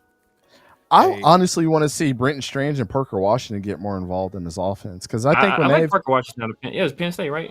Yeah, bro. Like they stuck him on special teams. He's been really, really good on special teams. Like if I had to give you guys an X factor to stop us, stop him first, because he always puts us in good field position, like every single time. Like where I think, and you guys know I don't deride for my team like that, but if I had to kind of give like a golden star for somebody's Parker Washington, man, he's been sensational at special teams. Shutting down our special teams has got to be important for you guys, and I think in all regards, your special teams on the other, like your offensive special teams, has been really, really good. So I want to see how your defensive special teams unit does against ours, and I think that's going to be an X factor. But Brenton Strange, I wasn't very high on him as a tight end coming out of Penn State, and he's been pretty good too. Like reliable hands. I thought when Evan Ingram left, I was like, oh, we're fucked. Because Evan Ingram was good when he was here. When he's healthy. When he's healthy. He might be I know we love Brock, but just pure athleticism, he might be like the most athletic tight end in the league. He's a freak. It's something about these dudes with receding hairlines at tight end that are athletic freaks. Him and Brock Bowers are crazy, bro. Man. Hey, man. The Raiders love them some receding hairlines. For their life, man. They got Fight for my life. Bring that shit home, dog. It's okay. Hey, LS, when you got the joint on top of your head looking like a basketball court, it's over, bro. Nah, thanks. LS said, try being a Raider fan and a Florida State fan. Aren't you? You're a Florida State fan and a Jaguar fan. So I'm a diehard Florida State fan. Try being a UCLA fan and a Raiders fan. At least Florida State has legacy. You guys got Jimbo Fisher and Bobby Bowden, rather. Like, bring Jimbo back, please. Bring him back. I got nothing. You guys had Jameis. That was like, that wasn't long ago. It's been a long time since we've done anything. Yeah. So my guy M says Mason Graham has 0.5 sacks. Calm down. So that's not everything. He's not everything. He's number one in quarterback pressures in his rookie class right now. Yeah, and then look at what Myles Garrett is able to do. Like some of that is because like quarterbacks can't step up and evade that pressure. Like he's like, that's why Myles Garrett can have 5 sacks in a game. Yeah. And Mason had a really big game last game on film to allow, Miles to get up. And Miles always talks about Mason too being such a beast. Yeah, Graham is absolutely destroying people, bro. Facts. Yeah. So Dante, man, give us it sounds like you're gonna pick the Raiders. Give us a score prediction. I think this is going to be a low scoring affair, to be completely honest with you. I see you guys winning this 17-13. I think it's going to be a couple field goals in this game. But I don't see us I don't see either one of these offenses putting up a ton of touchdowns in this game. I think it's just going to be defense heavy. I'd be surprised if we score a point in the first quarter against each other. It's crazy because now, like, we're gonna do me and Severe are gonna do NFL picks later, and this is gonna be like my first week picking the opposing team because the Raiders kind of like they're at that point where, like, you can't really trust them. But now you're the way you're talking about the Jaguars, I'm like, this might have to be my upset. Yeah, man. Yeah, Pharaoh. Awful bye week. Those Jaguars, man. You can't trust the I don't like cats. I'm not a cat person. You can't trust them Jags, brother. Man, you cannot trust them Jags. That's funny. Yeah, so both of us having a bye week makes things complicated too, because the game plans are going to be so different now. I think. Yeah. Trevor Lawrence too, bro. Come on, Pharaoh. Trevor Lawrence. Ass. Yeah, he's sunshine from Remember the Titans, if anything. That's funny. Y'all ain't ever catching Mint. At this point, bro. At this point, I ain't even trying to catch Mint. No, at this point, Mint is the Chiefs in the AFC West. I ain't even trying to catch him. I'm fighting for second place. Hey, LS, so Jacoby about to get that 1,300 yards, like you guaranteed? just let me know. Give me an update. Where's he at with his yards? Nah, but so you said low scoring game. What's the score? He said 17-13. 17-13. Okay, there you have it, man. Hey, shout out to Dante. Appreciate you coming through, man. Great show, great conversation. Definitely check out Dante on East Coast Gridiron on YouTube, all over social media, eastcoastgridiron.net as well. Check him out there as well. Go.eastcoastgridiron.net is the website. Yep. There you go. Yeah, actually, let the people know where they can find you, what to look forward to. Yeah, man.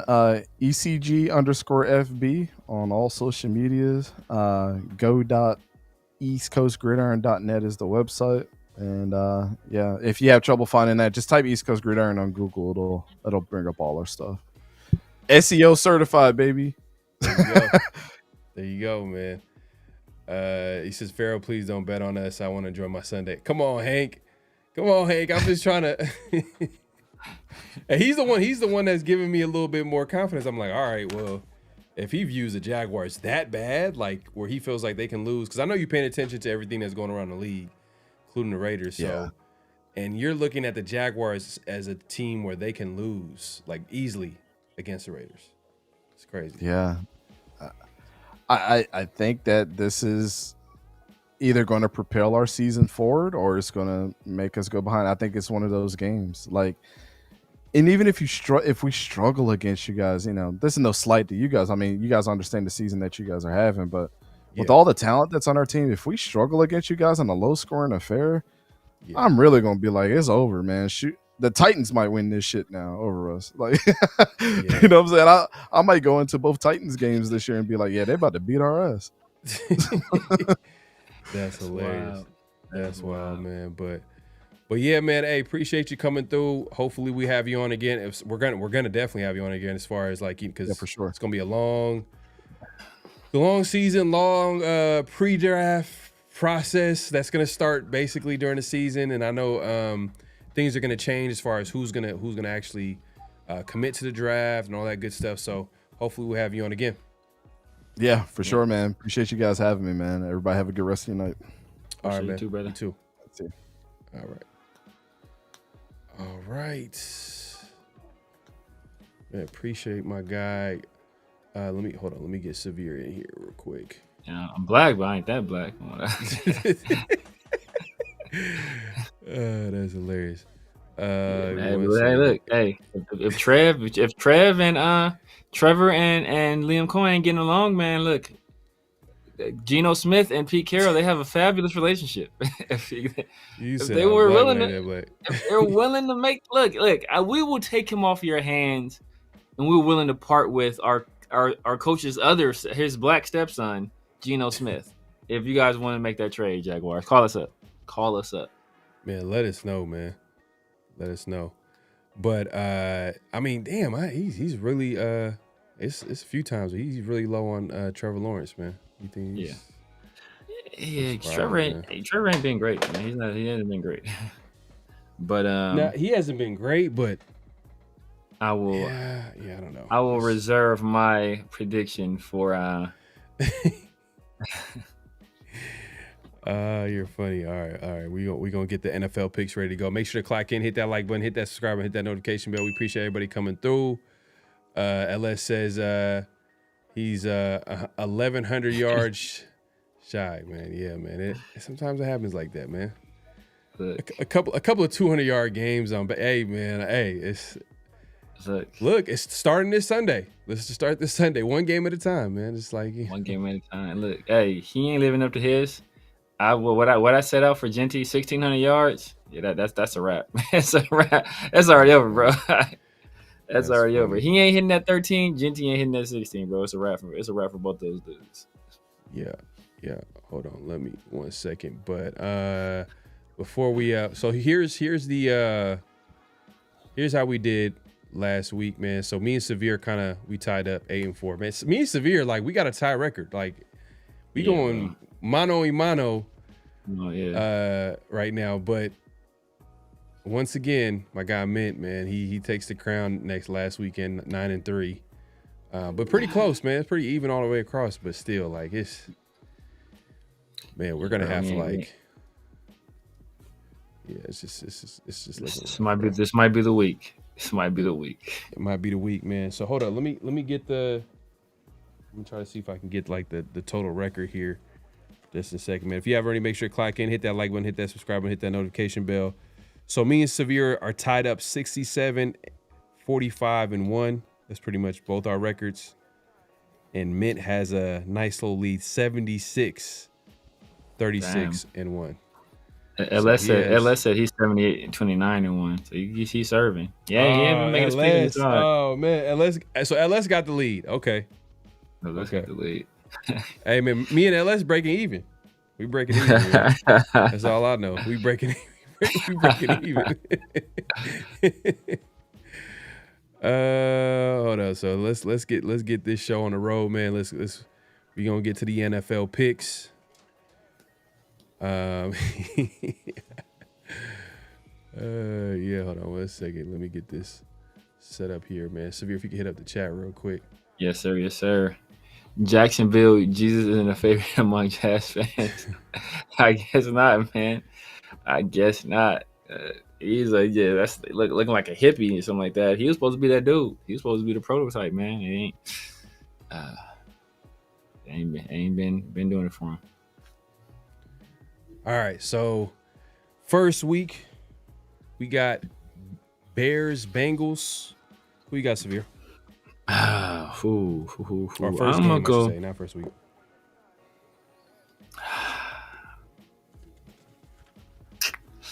I'm gonna go Bears. Bengals are coming off. I think they're coming off a win. Flacco, got in his bag a little bit, but I'm gonna go with the Bears, man. I'm gonna go with the Bears. Bears. See, I don't trust the Bears, but I don't trust the Bengals either. Yeah, you can't trust the Bengals. Joe Flacco. I mean, they are playing surprisingly, like okay, like you would expect to be the season over, but when you have two number one receivers, like shit, it's gonna make life easier for any quarterback. Yeah. I'm going Bears too. I ain't gonna risk this one. This ain't gonna be my upset here. Let's see here. It's gonna be them Raiders versus the Jags. I ain't gonna lie. He got me thinking about it though. He has me thinking about it. Keep on thinking, brother. Keep on thinking. You got me thinking about it. All right, my guy. Ooh. Hey, Minty be trying to. Minty right now, he feeling himself right now. He got the Bengals. The Bengals. Oh yeah. See. Okay. He meant to. He meant coming out. He kind of feeling kind of cocky, bro. Okay. Okay. See. Pride right. comes before the fall. That's what happens. Exactly. All right, Mint. Mint said we got to get Mint back on, man. Mint said he picking the Bengals this week. That's crazy. This is a NFC North showdown right here. We got Vikings, Lions. Oh yeah, I'm going Lions. I'm not gonna think too hard about this one right here. Yeah, Vikings. It's easy. I do like the Vikings when they have better quarterback play, but they don't have that right now. So I'm gonna go Lions. Yeah, I'm going. No matter who was playing, because I think JJ McCarthy, obviously he's hurt, but he was trash. Carson Wentz is hurt too. He was trash too. So, I mean, they might fall into a better situation, but I'm definitely going Lions still. So like, is it done? JJ McCarthy's done? Like he's just not a good quarterback, or it's just I never liked JJ McCarthy from the beginning. But okay. I mean, I don't want to say he's done. He's still stupid young. I think he's still he might not even be 22 yet. Or he might be like just turned 22. So he's hella young. I don't want to say he's done. We see what happened with Baker, with Daniel Jones. There's like a few other, Geno to some extent. I don't want to say he's done, but I just never really liked him. Yeah. LS says Lions. Guess he's like Chris is a Michigan fan. He was a starting quarterback for a team that gave Michigan a national championship. And Chris was like, "Yeah, he's trash." So I mean, like that should tell you a lot right there. Yeah. So he got Lions, and so does Mint too as well. He got the Lions as well too. So Lions all across the board. So this was an easy one. This is an easy one. Panthers, Packers. Who you got, Sabir? I'm going Packers. Jordan Love's playing some of the best football at the quarterback position in the league. He's probably like top 5, top 6 quarterback right now, in terms of like what he's doing on the field. The Packers got all kind of weapons, that they really haven't even tapped into. Like they didn't tap. Matthew Golden hasn't really even stepped up yet. Josh Jacobs is having kind of a down year, so I think if they can get going, I think they can have a big game. Yes, it's a question mark if Bryce is going to play this week. It sounds like he might play, but even if he did, it still would kind of be a tough game just because it's on the road against Green Bay. So I'm going Packers as well. Mint is also going Packers. So, hey, man, we're not playing around with these picks. Exactly. Man, he ain't feeling the Panthers, man.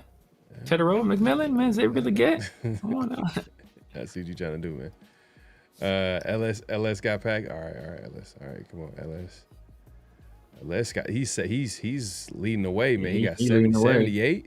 Yeah, 78, man. That's crazy. Yeah, man. It's always that first week. I'm telling you, last year it was that first week, and I had to recover.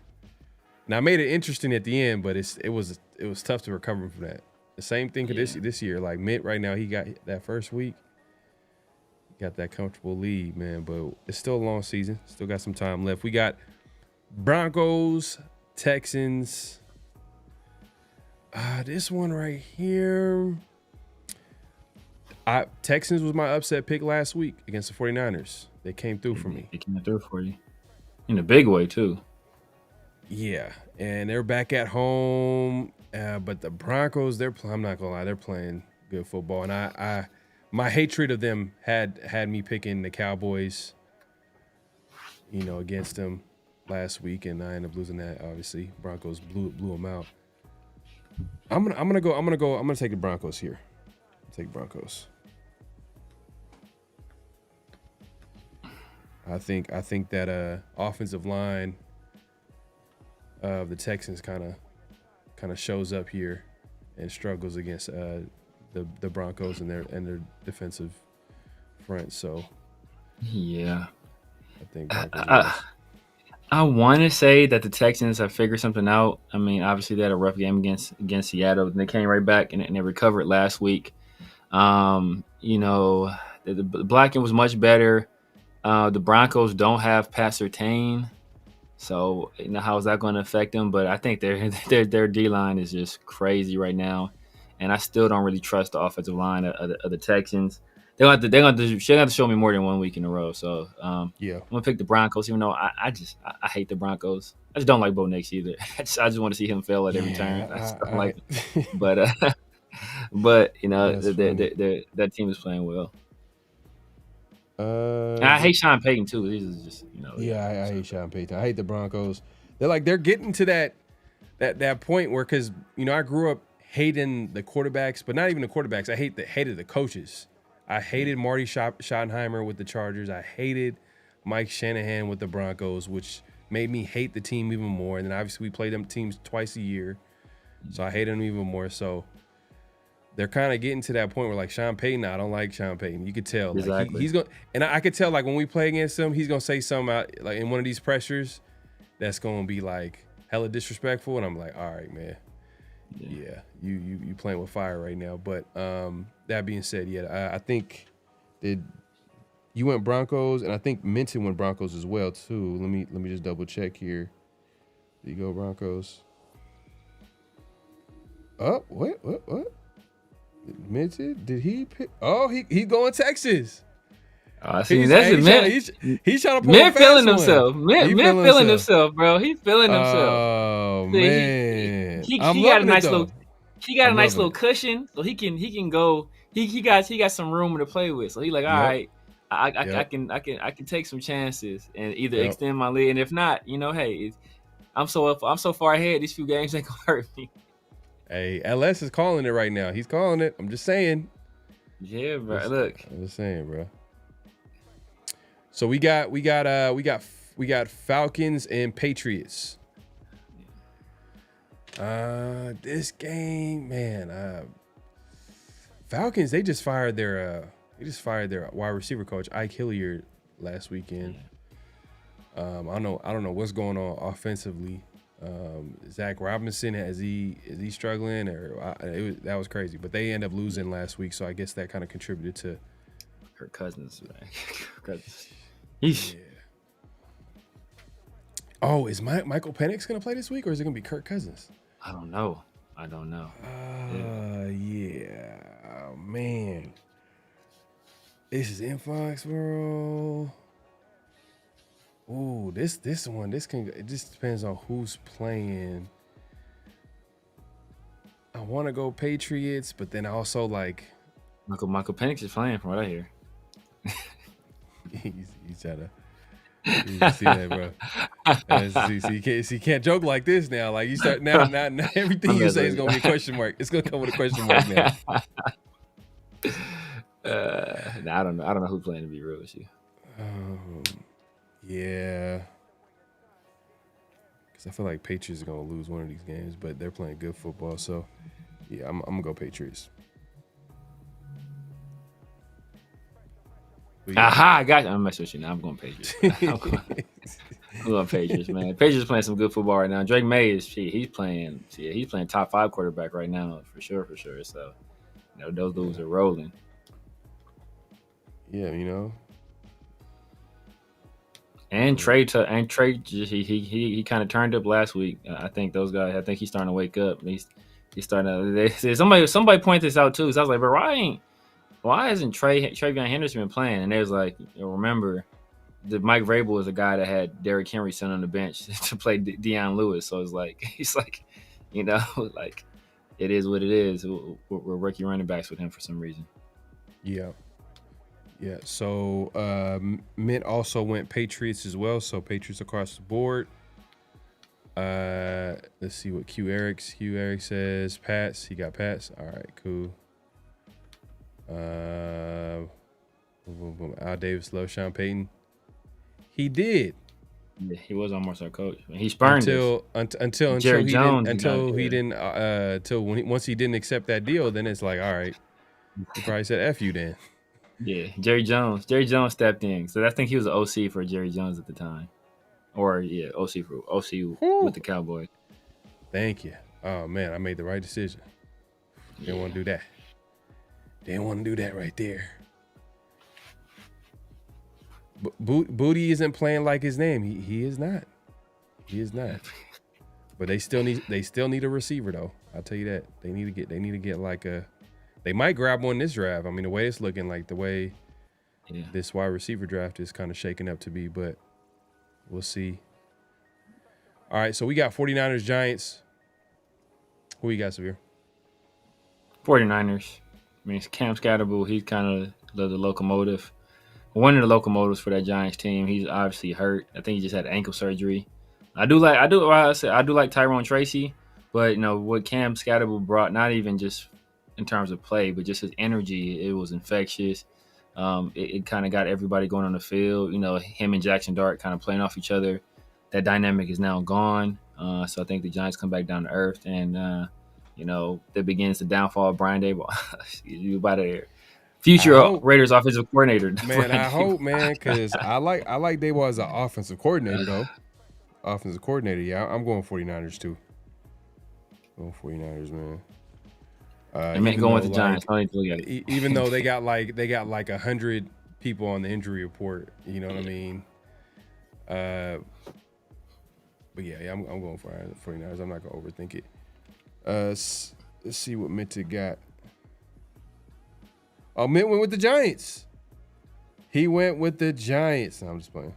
I'm about to say you lying, but you lying. You gotta be lying in that one. LS went with the Giants. This gonna be. He went 14-1. This is gonna be the one for LS. He might get every other one right. This is gonna be his one. The only thing is that the biggest part of the energy boost that you're talking about, that the player that they get from some of these young guys, the biggest is coming from Jackson Dart, and he's still in there. Yeah, he's the biggest one. But Cam though, bro, Cam is just the way he plays, man. As physical as he is, he runs tough.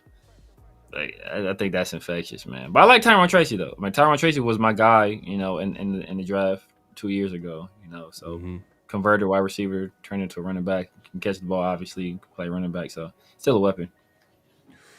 Ooh, this right here, Colts Steelers in Pittsburgh. One, it's an interesting one. Colts playing like the best team in football right now, as far as like how hot they are, and literally they've literally. I feel like, have they even had a close game this year? Like I think every game is kind of they won handily. Like it feels like. I mean, maybe their only loss was a close game. It might be loss was a close game. And they shouldn't have lost that one. That was Adonai Mitchell. Adonai Mitchell. Yeah. So, but then like Steelers is kind of one of those teams where I'm like, they could be a wild card team as far as like playing, any given Sunday. I mean, they're not that bad where that you can't, you don't want to pick them, but at the same time, like they still got Aaron Rodgers and. Oh, that'd be a disgusting game, Coach. It'd be not disgusting just because of the game itself, but because it'd be a high scoring. But it's just those two teams in the Super Bowl would be disgusting. The NFL would be like, what the hell are we doing here? Yeah, I'm gonna go Steelers. Fuck it.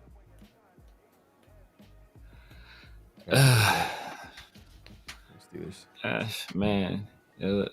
I'm gonna go with the Colts, man. The Colts offensively, they've just been lights out. Yeah, they've been playing so well, man. Steelers defense isn't great. TJ Watt has come down to earth. Now, obviously, they do like to run a lot of inside.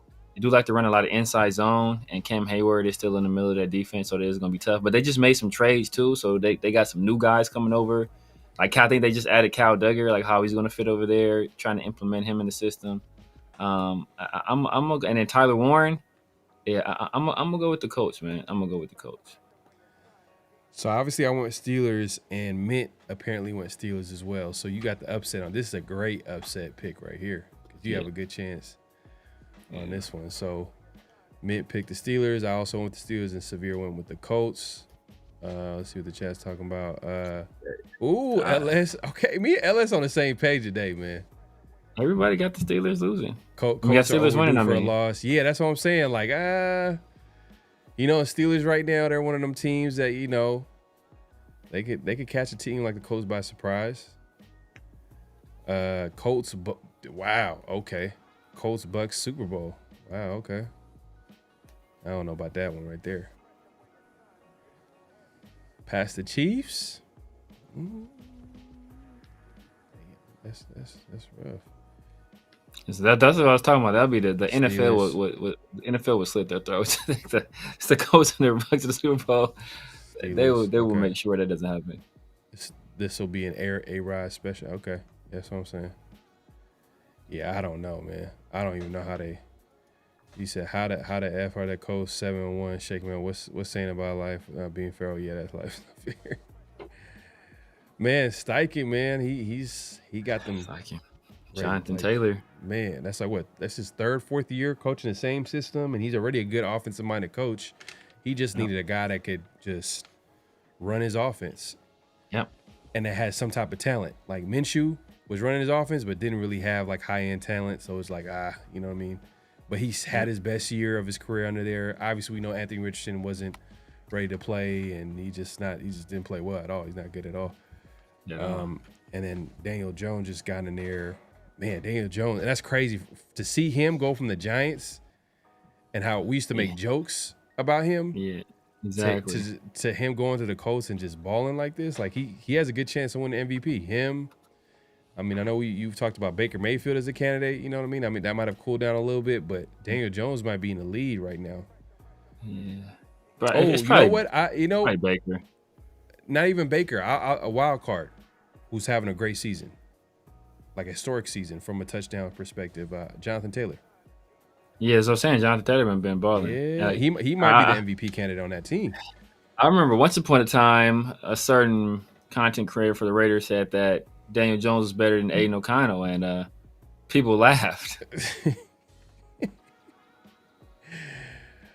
Yeah, man. That's just, you know, Aiden How times have changed. How times have changed. Everybody's favorite quarterback.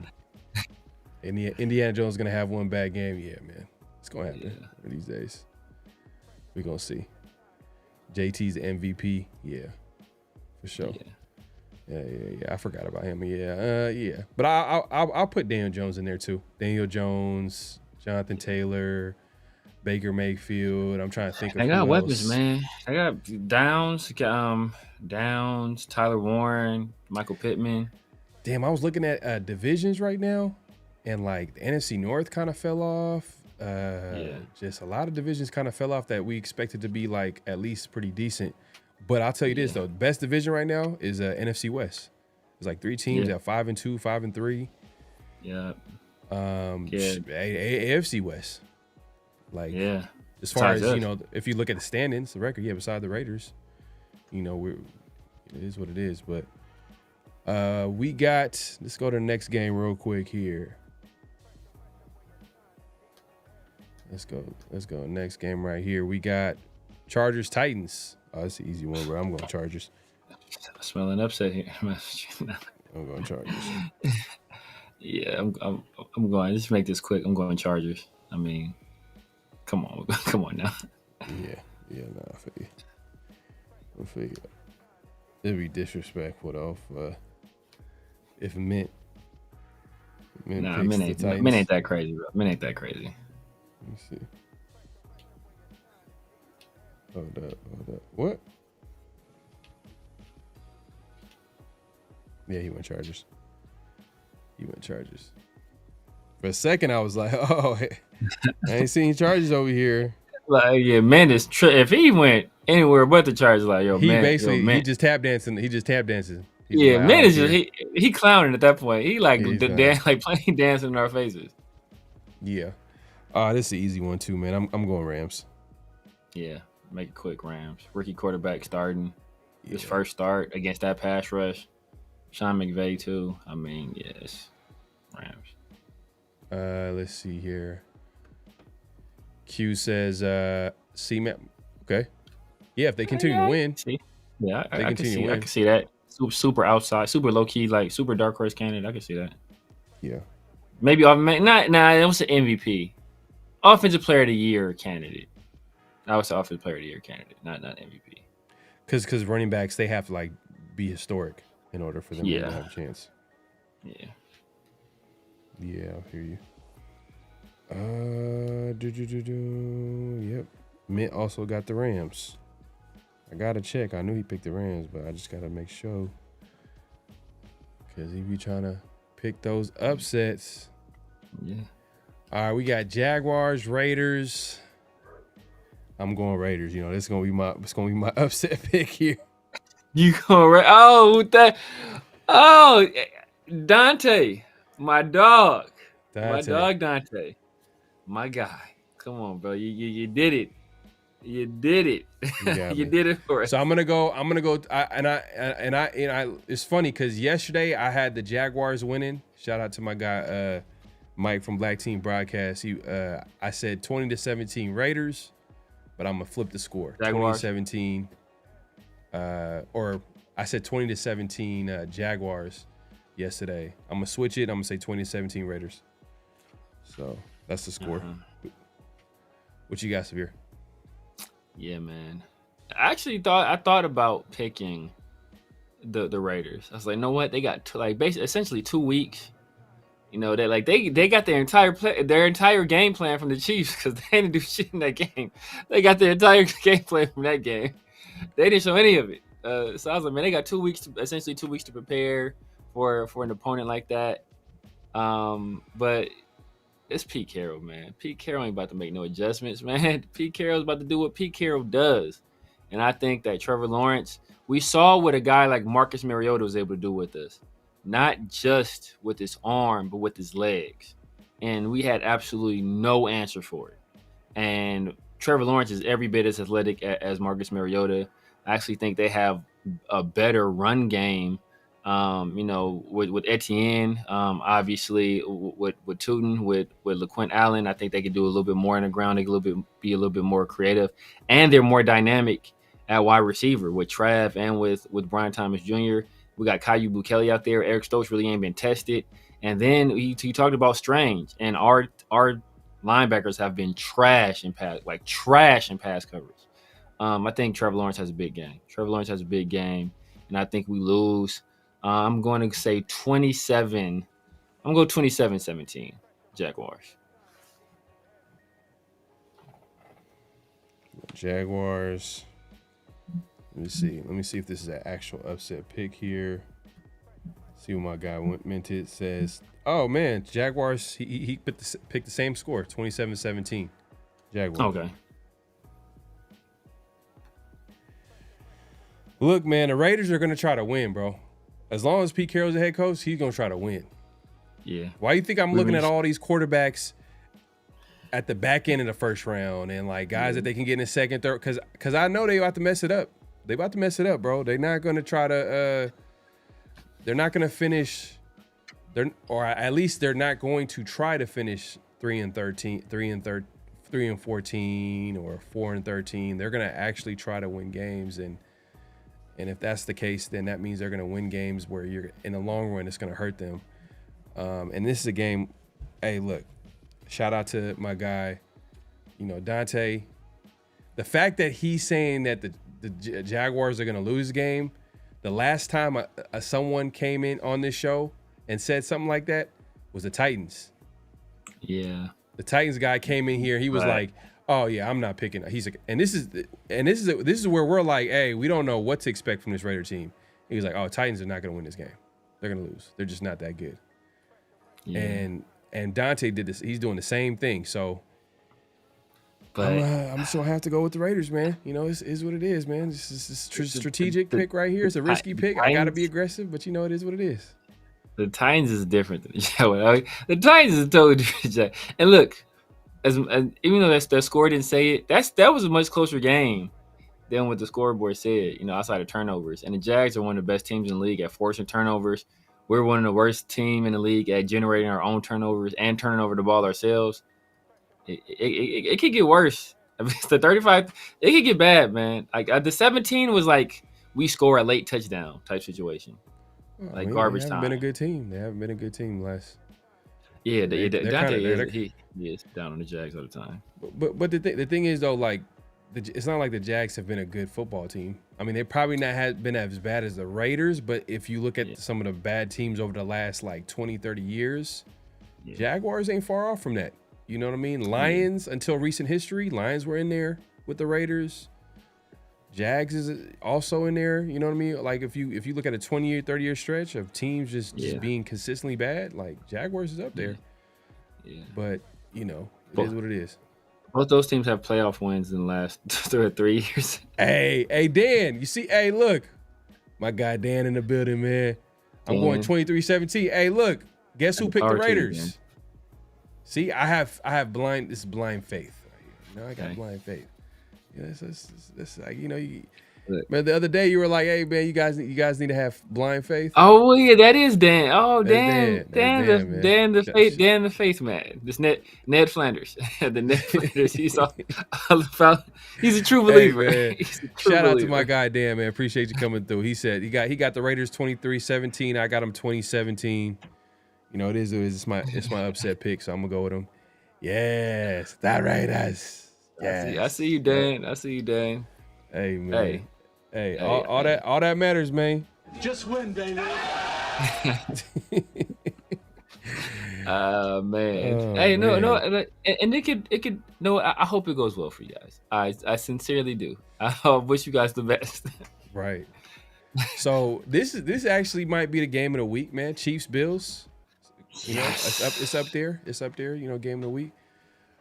Chiefs Bills, road game for the Bills, or no, it's a home game. Home game for the Bills. You know what? I'm going with the Bills on this one. I feel like Chiefs are also playing good football right now. They're kind of like getting the swing of things, especially because they got, you know, some of their pieces back. The main piece on offense with Rashee Rice. So it could easily go either way, but I'm gonna go Bills. Ooh, this is a tough one. It's a tough one because I want to go Bills. They're at home. Usually these regular season games against the Chiefs, it's almost like their Super Bowl because they know they can't beat them in the playoffs, so they like have to beat them in the regular season. If the Chiefs hadn't kind of gotten off to a bumpy, rocky start and kind of struggled and sputtered out the gates a little bit, I would pick the Bills. But the fact that the Chiefs had those early season struggles, I think they kind of want to make a statement against what's kind of considered a rival. And Patrick Mahomes has been playing lights out recently. So I'm gonna go with the Chiefs, reluctantly so, but I'm gonna go with the Chiefs in a nail biter. You know what, man? Another good game where you got an upset pick, bro. It's a good game, man. With the Bills. Ooh. You went Bills as well, so this is a good game. I can see you could go either way. Like these are good. All right, man. Okay. This is a good one right here, man. I ain't mad at you. Let's see what chat's saying. Q says Bills. LS says Chiefs. I don't trust the Bills after a blowout win. Okay. That too. Oh, okay. My guy LS one. Okay. I feel a little better about the pick. I was like, you know what? I'm picking a lot of favorites. Shout out, man. Appreciate you coming through. Shout out. All right. So let's get to the next game real quick. Like I said, Minted also went with the Bills as well. So Severe got the upset on this one, man. He's the only one that picked the Chiefs. See, maybe it might have a little bit. See, that's how you know, man. I'm a true Raider fan, man. I didn't want to pick the Chiefs here. Close game, you know what I mean? I'm gonna go with the opposing team. I ain't gonna pick the Chiefs, man. But we got Seahawks, Commanders. Who you got, Severe? God dang. See, the status of Jaden Daniels is I'm gonna go Seahawks. They're playing good defense. Sam Darnold's playing well. Jackson Smith and Jigba, he is playing. You know what? That's offensive player of the year right now. He's offensive player of the year right now. You know, and he's on some historic pace right now too. I mean, I think the only wide receiver to ever win MVP is Jerry Rice. I think he only did it once. So you know, him and JT. Yeah. Exactly. So you know, like Jonathan Taylor. Yeah. So it's hard for a receiver to get that award. But Jackson Smith and Jigba, he's got people on roller skates right now. And then you got Deebo Samuel. His pregame outfits are a distraction in and of itself. So it's disgusting. It's disgusting. Yeah, man. Like him, like I done caught Jack Bash in some.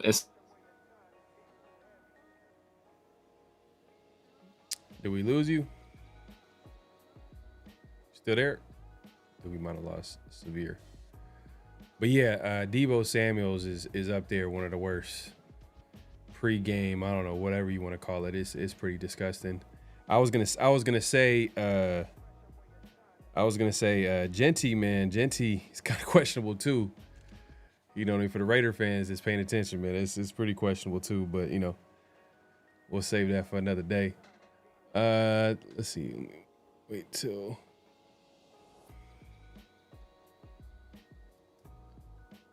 Oh yeah, he didn't even pick his team, man. Severe hasn't even picked a non-favorite yet. Oh, appreciate that. We gonna talk about that when he gets back. Q says Seahawks. Yeah, I might have to do that. Might have to pick the Seahawks too. But I don't know. I don't know if is Jaden coming back though. Is he back healthy? Because I know they've been. Severe guy ended again. We just gonna have to do one of these, man. First of all,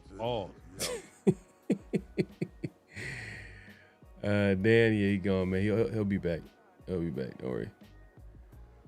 All right, Peace Thursday. Peace family for shows attacking Severe right now, man. Like y'all clowning. Yeah. All right. I guess I'll go ahead and make my pick here. So Seahawks on a roll. Obviously, they got everything going for them right now. It is on the road. They're going across country. West Coast team going East Coast team. And there's a little bit of that too that's in here. I just want to know if Jaden is back, then I'll feel more comfortable picking like the Commanders here in the upset. But for right now, I'm gonna go. Let's see.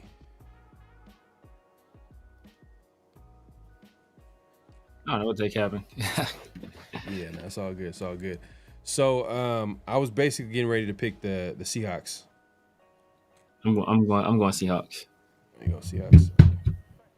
Yeah, I don't even know if Jaden is back, so I can't even go with the Commanders, even if I wanted to. Seahawks.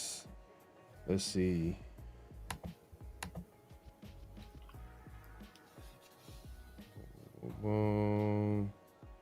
And yeah, my guy Mint also got the Seahawks. Yeah, the Seahawks. Okay. You got Seahawks. Everybody in the chat got Seahawks. Yep, he back then. He back. All right. So we got. That was a Sunday night game. Monday Night Football. We got Cardinals, Cowboys. Ooh, man. Cardinals. They kind of been a disappointment. Is Kyle Murray? Is he a bust? Is Kyle Murray a bust, bro? He was number 1 overall pick, so kinda. I mean, kinda. Like, what's going on? Like, they're not winning games with him. Yeah. He's just not a factor. Like, he's just not that. And I understand, at the end of the day, like, we all know the quarterback position is very important, but it is only one player. Like, football, one of the biggest reasons why I love football is because it's an ultimate team sport. Like, you got to have, whether you like it or not, all the great teams, all the good teams that are contending for a playoff spot or actually trying to win a Super Bowl, they all have, like, a good team. So there's that part of it, too. But then, like, man, like, I don't know, man. Cardinals just can't figure it out. But, I'm a Raider fan, so I shouldn't even be talking here. I got the Cowboys. I'm taking Cowboys. Yeah, I'm taking Cowboys too, man. They just got embarrassed by the Broncos. I think it's divisional game. Them and the Cardinals. They I don't want to say it's a rivalry, but they don't like each other. So I'm gonna go with the Cowboys as well. I mean, I think they're due for a bounce back performance. Dak Prescott, he's quietly been one of the better quarterbacks in the league too. I think if the Cowboys had a winning record, he'd be squarely in the MVP race too. But obviously they don't, so he's not. But I'm gonna go with the Cowboys, my most hated team in the league. So Minted has he put a stamp on him feeling himself today, bro. He picking the Cardinals. He picked bro. Mint is he's basically saying no matter what happens, I'm still gonna be. That's what he's saying. That's what he's saying. Mint he doing the Adonai Mitchell right now. He is literally like he dancing funny. before he get to the end zone. He's like, that's funny. Hank said, not gonna lie. Yeah, I mean the A's draft him? Yep. He would have been a better baseball player. Probably, he's good. He's damn good. He was a damn good baseball player too. Yeah. Oh yeah, I remember that too. That was that was like the beginning of me figuring out like, damn, Josh McDaniels, man. Like he had all those losses where the Raiders were up like at least by 17 points and they ended up losing the game. That was that first year, I think, in 2022.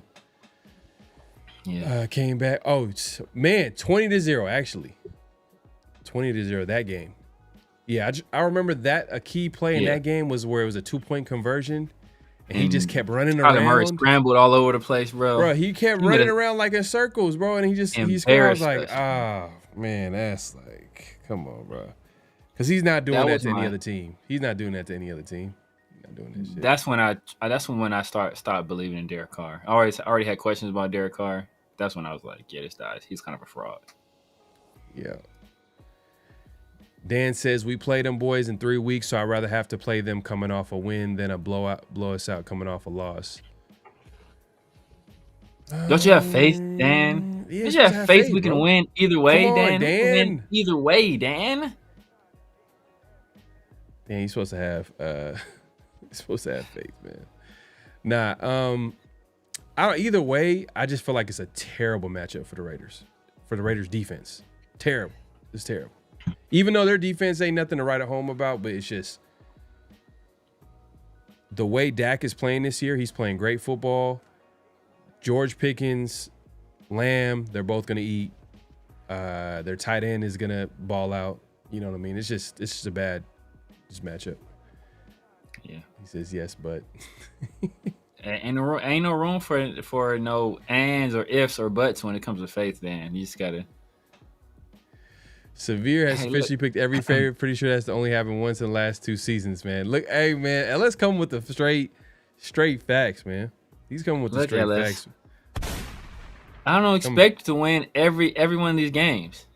I just need to win more than Pharaoh and LS. I mean, and Mint. That's all. I don't need to get all of them. I just need to get more than them. That is funny. That's funny. But yeah, man, we appreciate everybody coming through. It's been a great show. Make sure to clock in. We're going live on both our channels, so definitely clock in. It's your first time joining us. Definitely subscribe to both channels as well as clock in. And what that means, so it means subscribe, hit that like button, hit that notification bell, all that good stuff. Yeah, man, we'll see what happens. I mean, like for me, I guess, this is going to be the first game back from the bye week. My whole outlook on the season is pretty much just to sum it up. Like, I just want to see players get better. Who's going to stay here for the long run? I want to see some of these young players play. I want to see certain players get better. Even some of these guys on a 1-year deal, which one of these guys are going to get an extension or stay a little bit, like get a 2-year deal, 3-year deal, whatever the case may be? Because the way I'm looking at it, I think this is a rebuild without them even saying it. Not that certain teams come out and say it, but obviously we all know what happened during the offseason. They try to make it seem like this team was going to win 10 games. I ain't going to say no names. It rhymes with compete.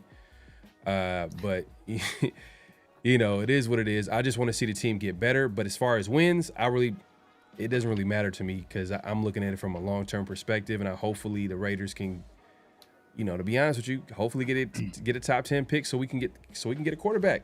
Finally, once and for all, let's go ahead and get a quarterback. So we'll see. But I did pick them to win this weekend. Shout out to my guy Dante, East Coast Gridiron. He kind of like he started the thought in my head. I'm like, all right, I wasn't gonna pick him, but you know what? I'm gonna go ahead and do it, man. It was one of my upsets, man. So shout out to him for him coming through and chopping it up and let us know what's going on with the Jaguars. We'll be back here next week, 50-50 show.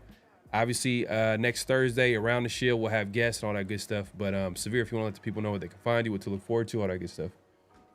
Yes, sir, man. I want to say, look, hey, that's not a bad upset pick. We've won 2 games this year, but our only win this year against a good opponent was a game that featured a mostly healthy Brock Bowers. I think this is going to be the healthiest we've seen in terms of Brock Bowers in a very long time. So if we were going to win a week, this might be it. This might be it. So we shall see. But you guys know what it is, man. The Severe Raider here on YouTube, Snapchat, TikTok, X, IG, Kick, Twitch, True Social, all everywhere. The Severe Raider. Holla at your boy, man. Holla at your boy. Pharaoh already let y'all know, man. The 50-50 show and Around the Shield Tuesdays and Thursdays. Make sure y'all tap in. Make sure y'all follow Around the Shield on all social medias as well. Some of the best Raiders content you guys are gonna get out there. Clips of the show. Good conversation, some funny memes, all that good stuff. And then Sunday and Wednesdays, I'm in the Raider War Room with my guys, Chris from Protect the Shield and 805 Raider. We finally figured out the film thing, man. They were shutting down our stream, but I think we figured it out this last week. And they didn't demonetize me either, so it's interesting. So we'll see what happens. We'll see what happens. Just see what you can do. Find out what you can do, man, and see what happens. But Tyler Lockett breakout game. Said Tyler Lockett breakout game. Oh man, now you trolling. Now you trolling, man. I'm gonna laugh at Tyler Lockett. Yeah. And you know what's funny, Hank? You know what's funny, Hank? Someone they really trying to compare Josh McDaniels to Pete, but everybody's kind of they're in a moment sometimes when because Josh McDaniels, that was a whole, like, everybody was just disgusted, like it was just mayhem every game, like fans looking for they were looking for Mark Davis and screaming. No, but look, we're not at that point, bro. We're not at that point. But look, no, it's different. It's different because know what the difference is? Josh McDaniels started out way better than Pete. We just lost games late. Like we were competitive in those games. If Josh McDaniels, because people just came into the season with the predisposition to not like him. If they came in with that same predisposition against Pete, oh, bro, it would be like riots in the streets of Vegas and Oakland right now. Like, the only reason it's not because people want to give Pete a chance because he's won before and he's a likable guy. But we see, like, people are the tide is starting to turn. It's taking a while, but people already have pitchforks out. If Josh would have fought it in the press conference, get this dude out of here. Get this dude out of here. He's trash. Well, I'll say this. After that Kansas City game, it was downhill for Josh. Like, it was competitive, but that Kansas City game, yeah. But after that Kansas City game, I'm talking about. I didn't say that I didn't bring that up to say that was a blowout or embarrassing loss. Yeah. It was just like that was like the loss. Like, I felt like that was the last loss where it was like it was competitive, where it made you believe. I was like, because even though they lost, I was mad that they lost, and it was like receivers ran into each other. But like the way that was a fun game to watch. I was like, oh, you know what? Fun game to watch, yeah. There might be something here. They just need to clean up some things. Maybe they got to replace quarterback. Whatever the case may be, it still gave me a little bit of hope. But ever since then, it was just the way the Derek Carr situation happened. I was just like, oh man, like it was just ugly. Like, and the fact that you're an offensive minded coach and our offense is trash, like, it's just not a great sign. And and Josh McDaniels is known as one of the best offensive minded coaches in football as far as as offensive coordinator. So we know that. Like, that's what he's showing over time. I think we had top 10 offense that year, though. Yeah, but come on, man. You was watching the games. Late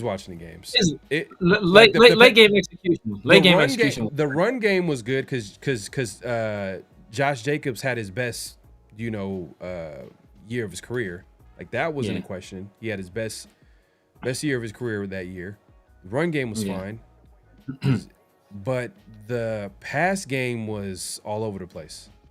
It's all over the place. Well, because Josh Jacobs had his best year. I think Devontae had his best year as well. Like, yardage, like numbers wise, maybe not impact wise, but numbers wise, he has bad. Because remember that game. Part of the reason we lost the Chiefs game is because Devontae bobbled that ball on the sideline when he should have caught it, and I think that was like on a important. Yeah. Derek Carr had him on the sideline, and he bobbled it. He bobbled it. He caught it, but he didn't get his feet in bounds. His feet down, yeah. If he would have caught it cleanly, it would have been a big play. And then like obviously Malcolm Kuntz jumped off sides on that field goal kick that they missed. That was really the game right there. Like Malcolm Kuntz, like was there another guy that? Oh, was it Kuntz? I felt like we had some issues like that too. Yeah. What did Tillery do? What game was that? Was that against the Chargers? Where Tillery that might have been was it Tillery against the Chargers? Or that was that the Rams? As I think Darius Philon had a stupid penalty against the Rams. No, Philon, that was like pre McDaniels. Like that was like because Philon when he got hurt, it was. I thought it was the Rams game. Or maybe that was Tillery against the Rams, where they had like a stupid penalty against the Rams like late in the game on their last. So it was Kuntz then. It was Kuntz then again in that Chiefs game. It was Kuntz for sure in the Chiefs game where he jumped off. I remember that vividly. It was Kuntz that jumped off sides in the Chiefs game. Yeah man. But or he lined up or did something. Something stupid. It is what it is. But yeah, the Josh McDaniels to me was way worse. Just because like this is just bad. Like what they hired an old coach in a rebuild. Josh McDaniels was bad because it's like you came here because we believed in you to develop that quarterback position, and then obviously that offense, and that the rest is history. But you know what that means. You know what time it is right now. It's time. Facts. It's time to get out of here. Oh yeah, I wanted to mention this too, man. Make sure to go ahead and follow if you haven't already, man. And you're on X or IG, definitely give Around the Shield a follow. Yeah, man, I'm trying to grow that platform where you get latest Raider news, rumors, all that good stuff, memes, podcast clips, anything Raider related. We got it. Definitely give us a follow on X, Around the Shield, as well as on IG and X, man. So definitely do that. And then obviously if you haven't subscribed, man, definitely subscribe to the channel. Any last thoughts before we head out here, Severe? Every day Pete Carroll gets one day older, man. Just want y'all to think about that. Every day he gets one day older. Oh man, on that note, man, we up out of here, man. Just win, baby. Hello? You play to win the game. You don't play to just play it.